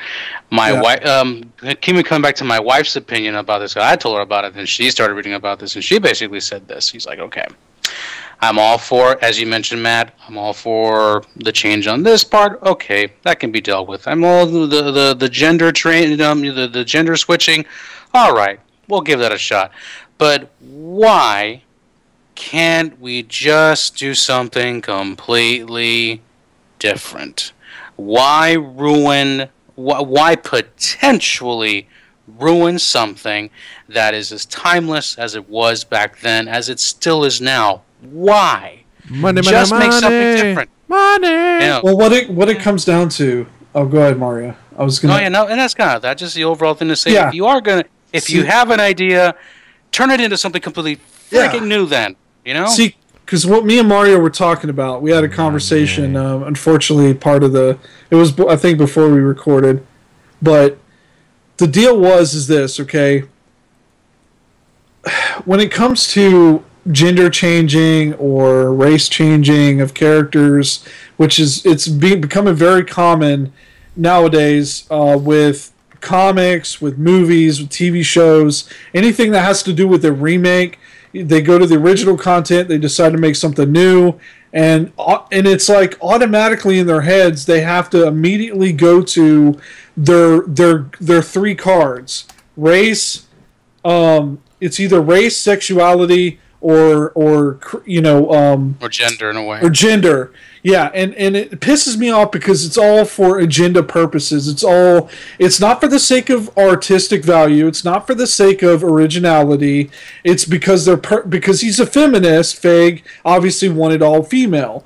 Now, what would it hurt if? Don't tell me there Matt, is a... listen to this. Sorry, go ahead. No, just you like this, okay? Mario brought up something really... Do you remember what you told me, Mario? What an ideal situation would have been, because we both agreed on this. First, you would have... what's his name now? Passing of the torch at some point. Bill Murray's son in the movie was... Oscar. Oscar would come back older, and he would want to lead up the team. That's what they talked about doing. Okay? But then you would have guys like... Janine and Lewis had a kid, and their kid would want to be involved somehow, maybe like working with them or whatever. And then you would have like maybe like someone who's like a Winston character. It could be a female, a black female, or male female, or black male, or anyway, could be male, black, male or female. One of the whatever the case may be in this case. And you don't even necessarily have to say maybe it's like a son or daughter of Winston, but you could go that direction, and then so what you get is you get a team of they're similar to what they were, what you were used to, but they're going to have different they're going to have their own personalities, and they're going to also focus on, like Matt said, it's not too much emphasis on comedy. There's still a serious element. The world's in danger, the town's in danger, whatever, and they have funny elements mixed in. It's a grounded movie. It's a grounded movie, and to me, it has grassroots because you have members related to the original movie, and it's a passing of the torch. I think, to me, that would have worked, but now you got this, like, obvious, you know, feminist-driven movie, and to me, it sucks because... Like the Expendables. Right, it's like... You want to criticize it, and then if you go to criticize it, guess what? Then you're going to have women saying, well, why can't it be all female? Speaking of agenda-based casting, don't tell me they didn't put a black Johnny Storm in frickin' Fantastic Four to try and say, hey, it's not just a bunch of white people. And to me, and just by like the way, they I did, like Michael B. Jordan. So. Yeah. I mean, like they did with Spider-Man, you know, when they killed him off. And I didn't mind that too much because they have a Spider-Verse, multiple universes, different Spider-Mans. I'm fine with that. That was the right way to do it, in my opinion. Mm-hmm. But when they take an actual character, like Thor is a good example, Thor is now going to be a female. Like, why? Why do that? What is the point? I like that Chris Hemsworth, they asked him at Comic-Con, like, what is something you haven't done, what you really like to do with Thor? And he's, well, I haven't been a woman yet. Yeah, that was a funny joke. Yeah, that was funny as hell when he said that. Yeah, that was really funny. I guess where it all kind of still all stems back to is this. It's almost like I want to remake Casablanca, but I don't want to honor anything about how the time frame, the era, and the people were made back then. It is. It's called Casablanca, the TV series in the 80s. Oh yeah, they did do that. Yeah, it was pretty bad. Goodness gracious, man. Encyclopedia, you are, good sir. It made a TV series in 1983. But you hear what I'm kind of saying, though, is that, you know, it's like, it's almost as if what we want to do right now, we want to take old movies that were made in an era that certain things in certain ways were the way they were. And now all of a sudden we want to say, oh, no, that never happened. Everybody was nice. Everybody was this. Everybody was that. Everybody was this. No, that is the way how it is now. Yeah, therefore, everything you should make now should be a brand new IP to reflect what is happening in this generation. But that's a problem that we have now with... We'll wrap up on these final thoughts, I think. The problem we're doing this episode is to point out the fact that there's really not many original ideas out there left. And I want to go into this rant, and we'll end on this rant for all three of us, I think. There are too many damn remakes, too many damn reboots, and too many revivals. Nobody's coming up with anything creative or new anymore. Not just sequels. I'm not talking about sequels. I mean, sequels are a topic on their own. Yeah. But just bringing shit back in a new way. I mean, just this year, we've got what? Star Wars. We've got... Jurassic World. We've got. Oh God, there's even more than that. I was trying to think of one that kind of surprised me because Avengers. Yeah, Avengers. Well, Avengers is a sequel. It doesn't count. Again, I'm not counting sequels. Okay. Just them bringing shit back. Oh, okay. Yeah. What was the other one? God dang it, I can't think of it now. I should have wrote it down. There was another one that's I just been advertised fully. Doing my point here. Okay, no. Yeah, it just shouldn't be done. I mean, there's a lot of these. I'm sorry, Poltergeist. You got Poltergeist. You got Cinderella. You got Poltergeist. You've got Yeah, that surprised me, by the way, Matt. I saw you post that, and I was like, "What? They remade Poltergeist?" Yeah. Oh, come on. Yeah. But again, it's horror, so it might work. So who knows? Yeah, come out this year. Yeah. Oh, Mad Max. Mad Max Fury Road. They're bringing that back with Tom Hardy. I wonder if he's going to talk like this the whole time. You know, so they got that's four revivals or remakes this year alone. You know, Terminator. That's 5. Mission Impossible, that's 6. Yeah, Mission Impossible is supposed to come out around the holidays. Well, Mission Impossible doesn't really count because it's a sequel. But you know what? Fuck it. Yeah. You know, so you've got like almost one a month coming out. You got a Frankenstein movie coming out, which... Oh, the Frankenstein, yeah. I don't know nothing about this shit. What the fuck is this thing? I have no idea. But, dumb. You know, you're a Ring sequel. They're doing another Ring movie in November. Yeah. What? They Like, got that wasn't Creed done. coming out in November, a Rocky spin-off. Oh, that's what it was. Thank you. I couldn't remember it. Creed, which is supposed to be based on the grandson of Apollo So Creed. I'm up to like almost 7 movies or 8 movies right now this year alone that are remakes or reboots or revivals of a previous franchise. I mean, my God. And just, based on previous IPs, you've got tons. From the Peanuts to Hunger Resident Games. Evil, but I think they pushed that to 2016. Which one? The last Resident Evil movie. Yeah, Oh I think my it's gosh. pushed. I think Yeah. they pushed it to 2016, Jovovich though. got knocked up, so Yeah, that's why, because she had the delay. Because Oh, otherwise, Hitman! it's going They to have come out this another year. Hitman movie coming out, and the Crouching Hitman, Tiger, yeah. Hidden Dragon 2. That's right. Yeah, yeah, I think I'm close to a dozen here in this year alone. yeah. There's They're- nothing of originality. Another Insidious movie. You've got Oh, yeah, gosh. another Insidious. you've got yeah. Ted 2. There's an Annabelle too, right? There's a sequel to Annabelle. I heard. I don't see that on my list here, but it's possible. Yeah. 50 Shades of Porn. You're not. 50 yeah. 50 Shades of Grey. Yeah. But we're not coming up with anything really original here. I mean, yes, you're adapting books and things like that. We've seen that all the time, like 50 Shades of Porn and Kingsman. But you're Kingsman, not yeah. taking anything really of substantial, anything new and saying, hey, let's do this or let's do that. It's like if it doesn't already have a built-in audience, why bother? They're not going to put money into it. Furious 7, There's money there, so let's make it. Paul Blart, Mall Cop 2, for the love of God. I saw that trailer. You know what's interesting is that this fully reflects the gaming industry practically almost to the T, because as most of us have seen, new IPs come out very small, not only because, like we said, if there's no install base, then why bother? You And gotta look be at the risk independent. factor you're throwing into that, Exactly. It's like that's disgusting. It's like two major parts of the entertainment business altogether are reflecting the same freaking problem. Oh, yeah. Exactly. Yeah, we've talked about that before, how nothing, Yeah. you get the same shit every single year. Yeah. With none of substantial quality. And, Chris still brought Madden 15, you fucking sheep.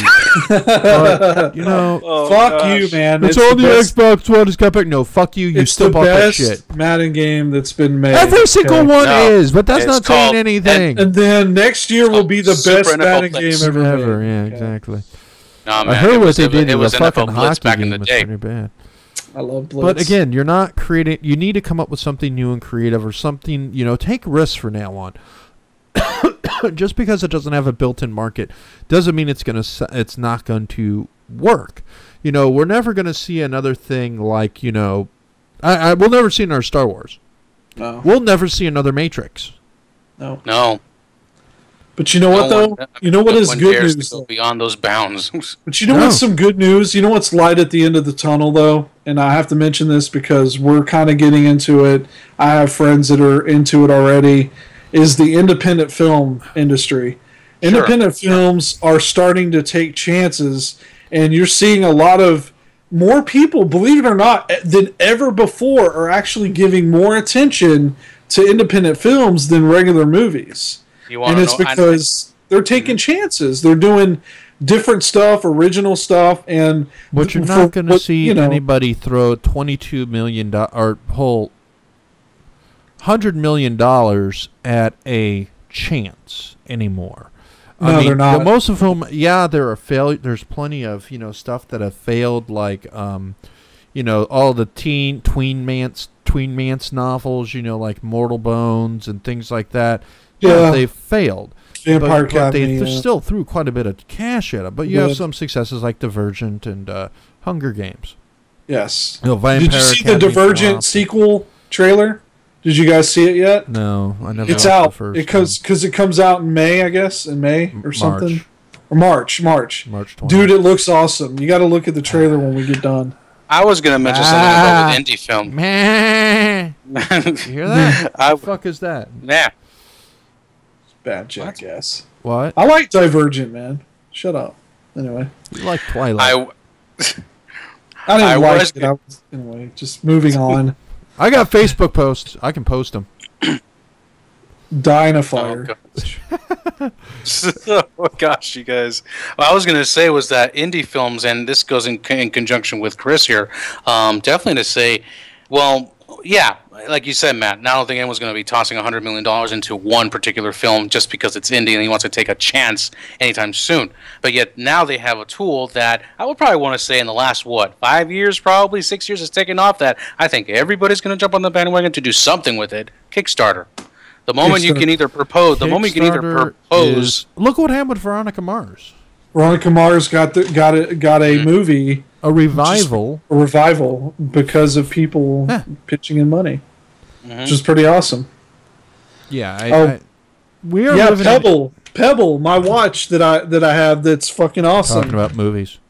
Well, I mean Kickstarter anyway, but Kickstarter is definitely worth it. I mean people talk about like Kickstarter trying to revive dead properties that work for Veronica Mars. I got to mention this because Netflix. If I don't, Mick will kick my ass if I don't. One that they're going to try to bring back is they want to bring back Ridley and what's his face and make an alien movie. Ripley. Did I say Ridley? I'm sorry, Ripley. Either you're thinking Ripley's of Metroid, character, which is fair enough, or you're thinking of the director. No, that's what I was sort of. No. Bring back the character of Ripley, along with the guy that survived with him. You know, he was yes. Mm-hmm. And make another Aliens movie with them, but you know, they would be in the future, obviously, years later. And I honestly think it would be cool to see call Alien 3 the real cut. Exactly. Yeah, exactly. Alien 3, the prequel. I think Sigourney Weaver has it. I think she's got it in her for one more Alien flick. They've got to be done well. I don't know. They CG'd the shit out of her on that cover of EW, and that was scary shit. Yeah, they definitely did. But I'm just saying. I think she's got in her one more, and I think that's that. Mm-hmm. Jamie Lee Curtis has one more Halloween left in her. Should you just run around without her head? There. Did you hear about that's another one we didn't mention? And Halloween. Activia. They're wanting to make another Halloween movie via COD Productions and actually bring Jamie Lee back. No. Did you see that? No, just they wanted to do that. Let it die. Let Ghostbusters die. Let Halloween die. Let all these fucking old movies just stay where they are. Come up with something new for the love of God and entertain me. No more reboots. No more remakes. No more adaptation of the same comic book franchise for the 5th time in 2 years. You remake it and reboot it because one failed sequel. Enough.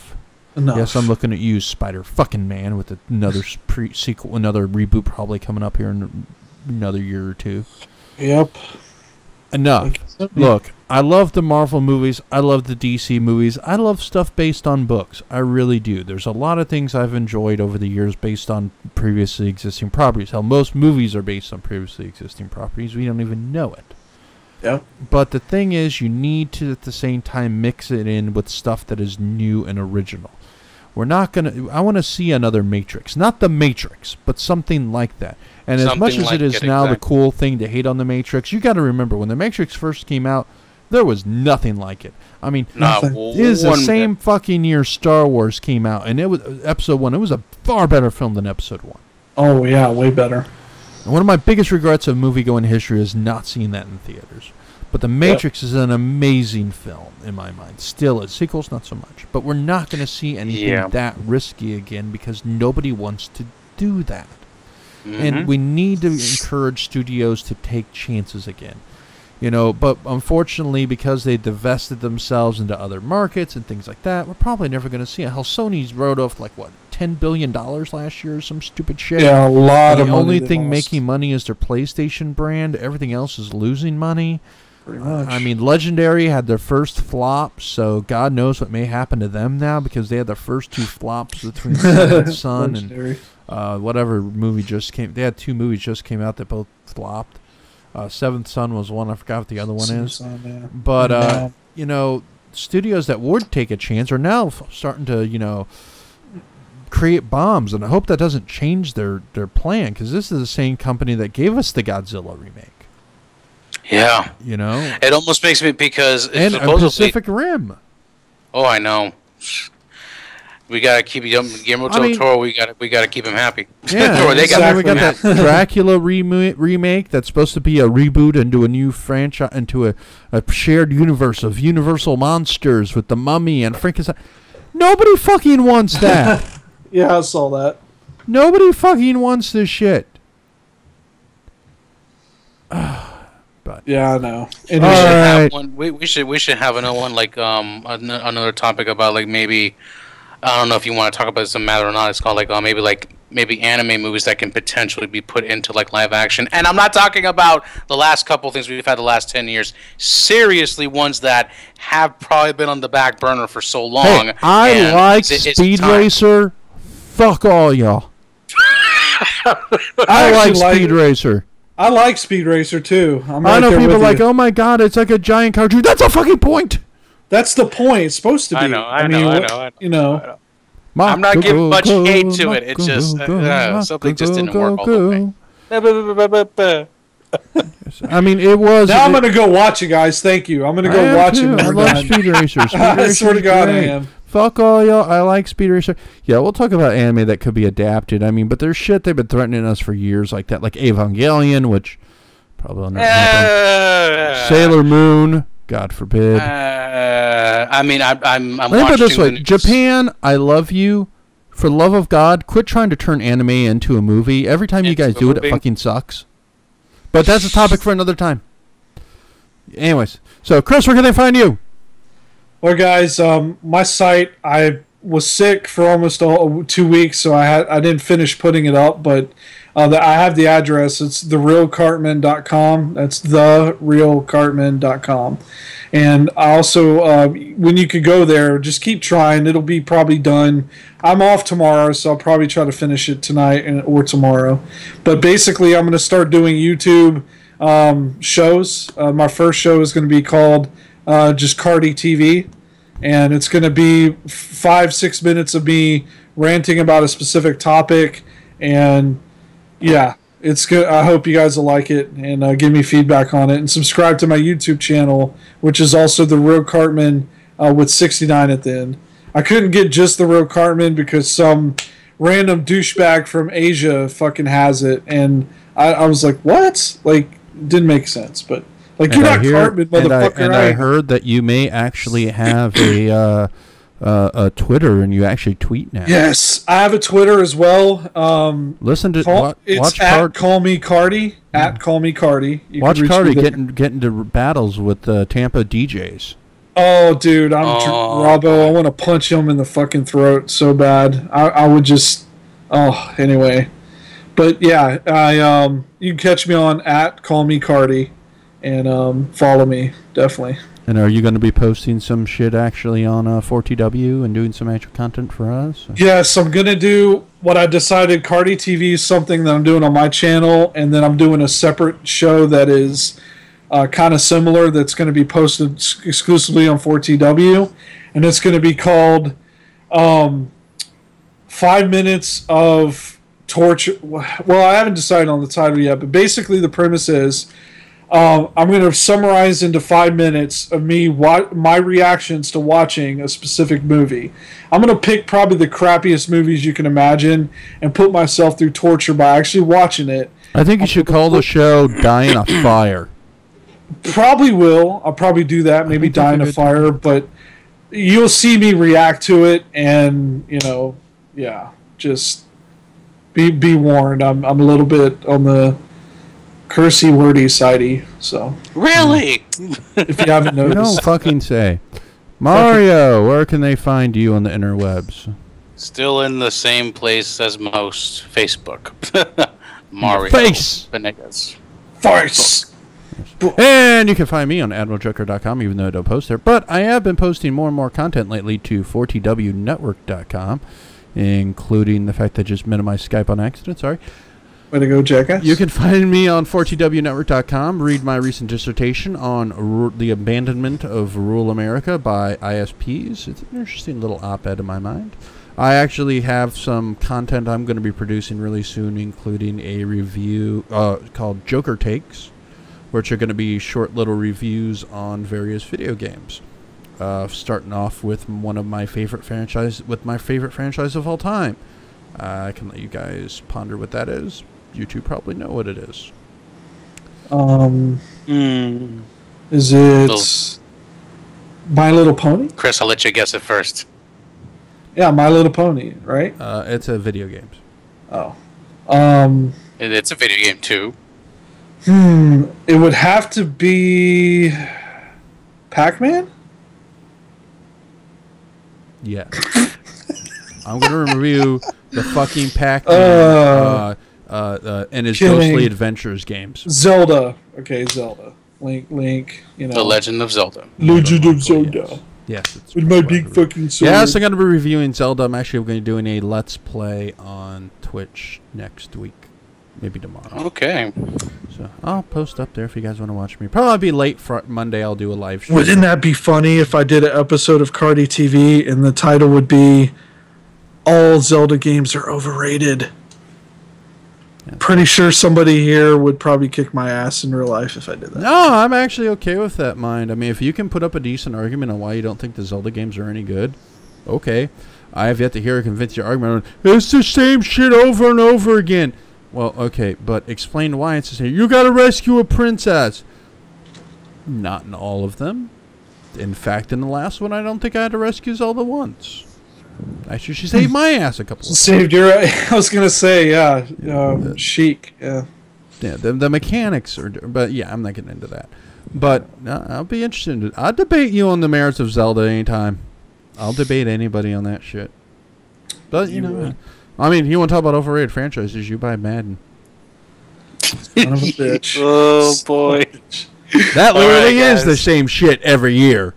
Yeah, it is. It is. They just added better camera shots and a couple of new different game mechanics, but essentially it's still the same. And the Zelda game comes out about once every 5 years, so you know, it's just a lot. But anyways, so yes, I will be doing a review of the original Legend of Zelda. So the first one. Ooh, yeah, I'm going to do the entire series. Official series. Dear Lord, I will not be okay. touching the CDI games or anything that is a knockoff or not an officially released U.S. title that includes the Tingle games and the BS satellite games. Well, excuse me, princess. Excuse me, I actually will be doing a review of that. Oh my gosh. I will review the Legend of Zelda cartoon. And he's going to be wearing a power glove while he does it. I do have a power glove. It's back there. I actually do have a power glove. He does have a power. I do. The only thing Matt never got was Rob. You never got a Rob, did you? Mind you, there's a comic. I could never find one that worked. I know somebody that has one, a working Rob. Yes. There's a comic book shop right here nearby where I live called Clark's Comics. He has one. Nice. I know a few people who have them. I can grab one any one time I want, but I that one around. There's only like 3 games it works with. And fuck exactly. It's shitty. It's real shitty. Yeah. But yes, I will be reviewing and doing playthroughs. So yes, I will be doing The Legend of Zelda. If anyone has anything they want to suggest, go ahead. I will start with Zelda, and I won't be reviewing them all at one time, individual games here and there, but I'm also going to mix in other things. I'm also thinking about possibly reviewing something like maybe Farscape, season by season. Cool. We shall see. I got to get a Blu-ray drive first because all my Farscape clips are on Blu-ray. So. All right, so find me on 4TWnetwork.com and AdmiralJoker.com and on Twitter at AdmiralJoker. Also, be sure to always pay attention to twitch.tv/4TWnetwork. More content will be coming, including when we start just streaming some of our old shows in the continual loop and some other content, so I look forward to that. I think there's a Nintendo Direct coming up, so we're probably going to be doing a live commentary on that when that happens. And I think, in all fairness, because we fucked up on the last one, I think we should take... Because Mario did cut down the video in the last Nintendo Direct. I think what we'll do is maybe he could cut it down even more or just take certain elements out of it. We can fast forward through the other shit that doesn't matter and just hit on some of the main points in that one. Oh, Unless, man, of course... I'm really kind of pissed I didn't see that one. That might have been good. Yeah, I was going to say there was some good stuff in it, but I was going to say if the new Nintendo Direct happens to cover some of the shit that mattered in that other one, then we can just, of course, skip it for a few weeks, supposedly. So we'll probably, I think in all fairness, we should maybe keep that same one and Mario, if you want, like, cut it, get rid of the... Remember the stuff that we talked, that you're like, you could fast forward through, just cut that shit out. Most of a lot of the 3DS titles that I'm like, we've seen it, Yeah, it was all 3DS, yeah, exactly. I heard the new 3DS finally got announced as being released here in the States. Yes, I've already pre-ordered it already. Yeah, so... I know. Fuck you, Nintendo, for releasing one based on Majora's Mask. That is the least favorite Zelda game of mine. Yeah, and I told... I'm sad this didn't get recorded, but one of the things in our show we did that fucked up was I made a joke about that's the only 3DS that Matt will not buy because it's Majora's Mask. He won't buy it because he bought all the other ones. Nope, won't buy it. I do not. I mean, I don't hate Majora's Mask. It's a good game. I hate the time mechanic, and again, it's darker, so it's better. Side rant here. Sorry, got to do it. So I go into a GameStop. At what point you did ya? Huh? Oh, this is a hell of a wrap. Sorry, I just want to say this real quick. I go into a GameStop. I'm wearing a Zelda Twilight Princess shirt. Guy looks, fuck you, Twilight Princess. Anyways, so a guy goes, "Oh, so you're a Zelda fan?" I go, "Yep, I love all the Zelda games except for Majora's Mask." He goes, "You're not a real Zelda fan because that is the best Zelda game because it's dark." And so was Twilight Princess. I went, what I wouldn't have paid to be there. Fuck you. I literally said, "Fuck you," and I walked out. I haven't been back to the GameStop since.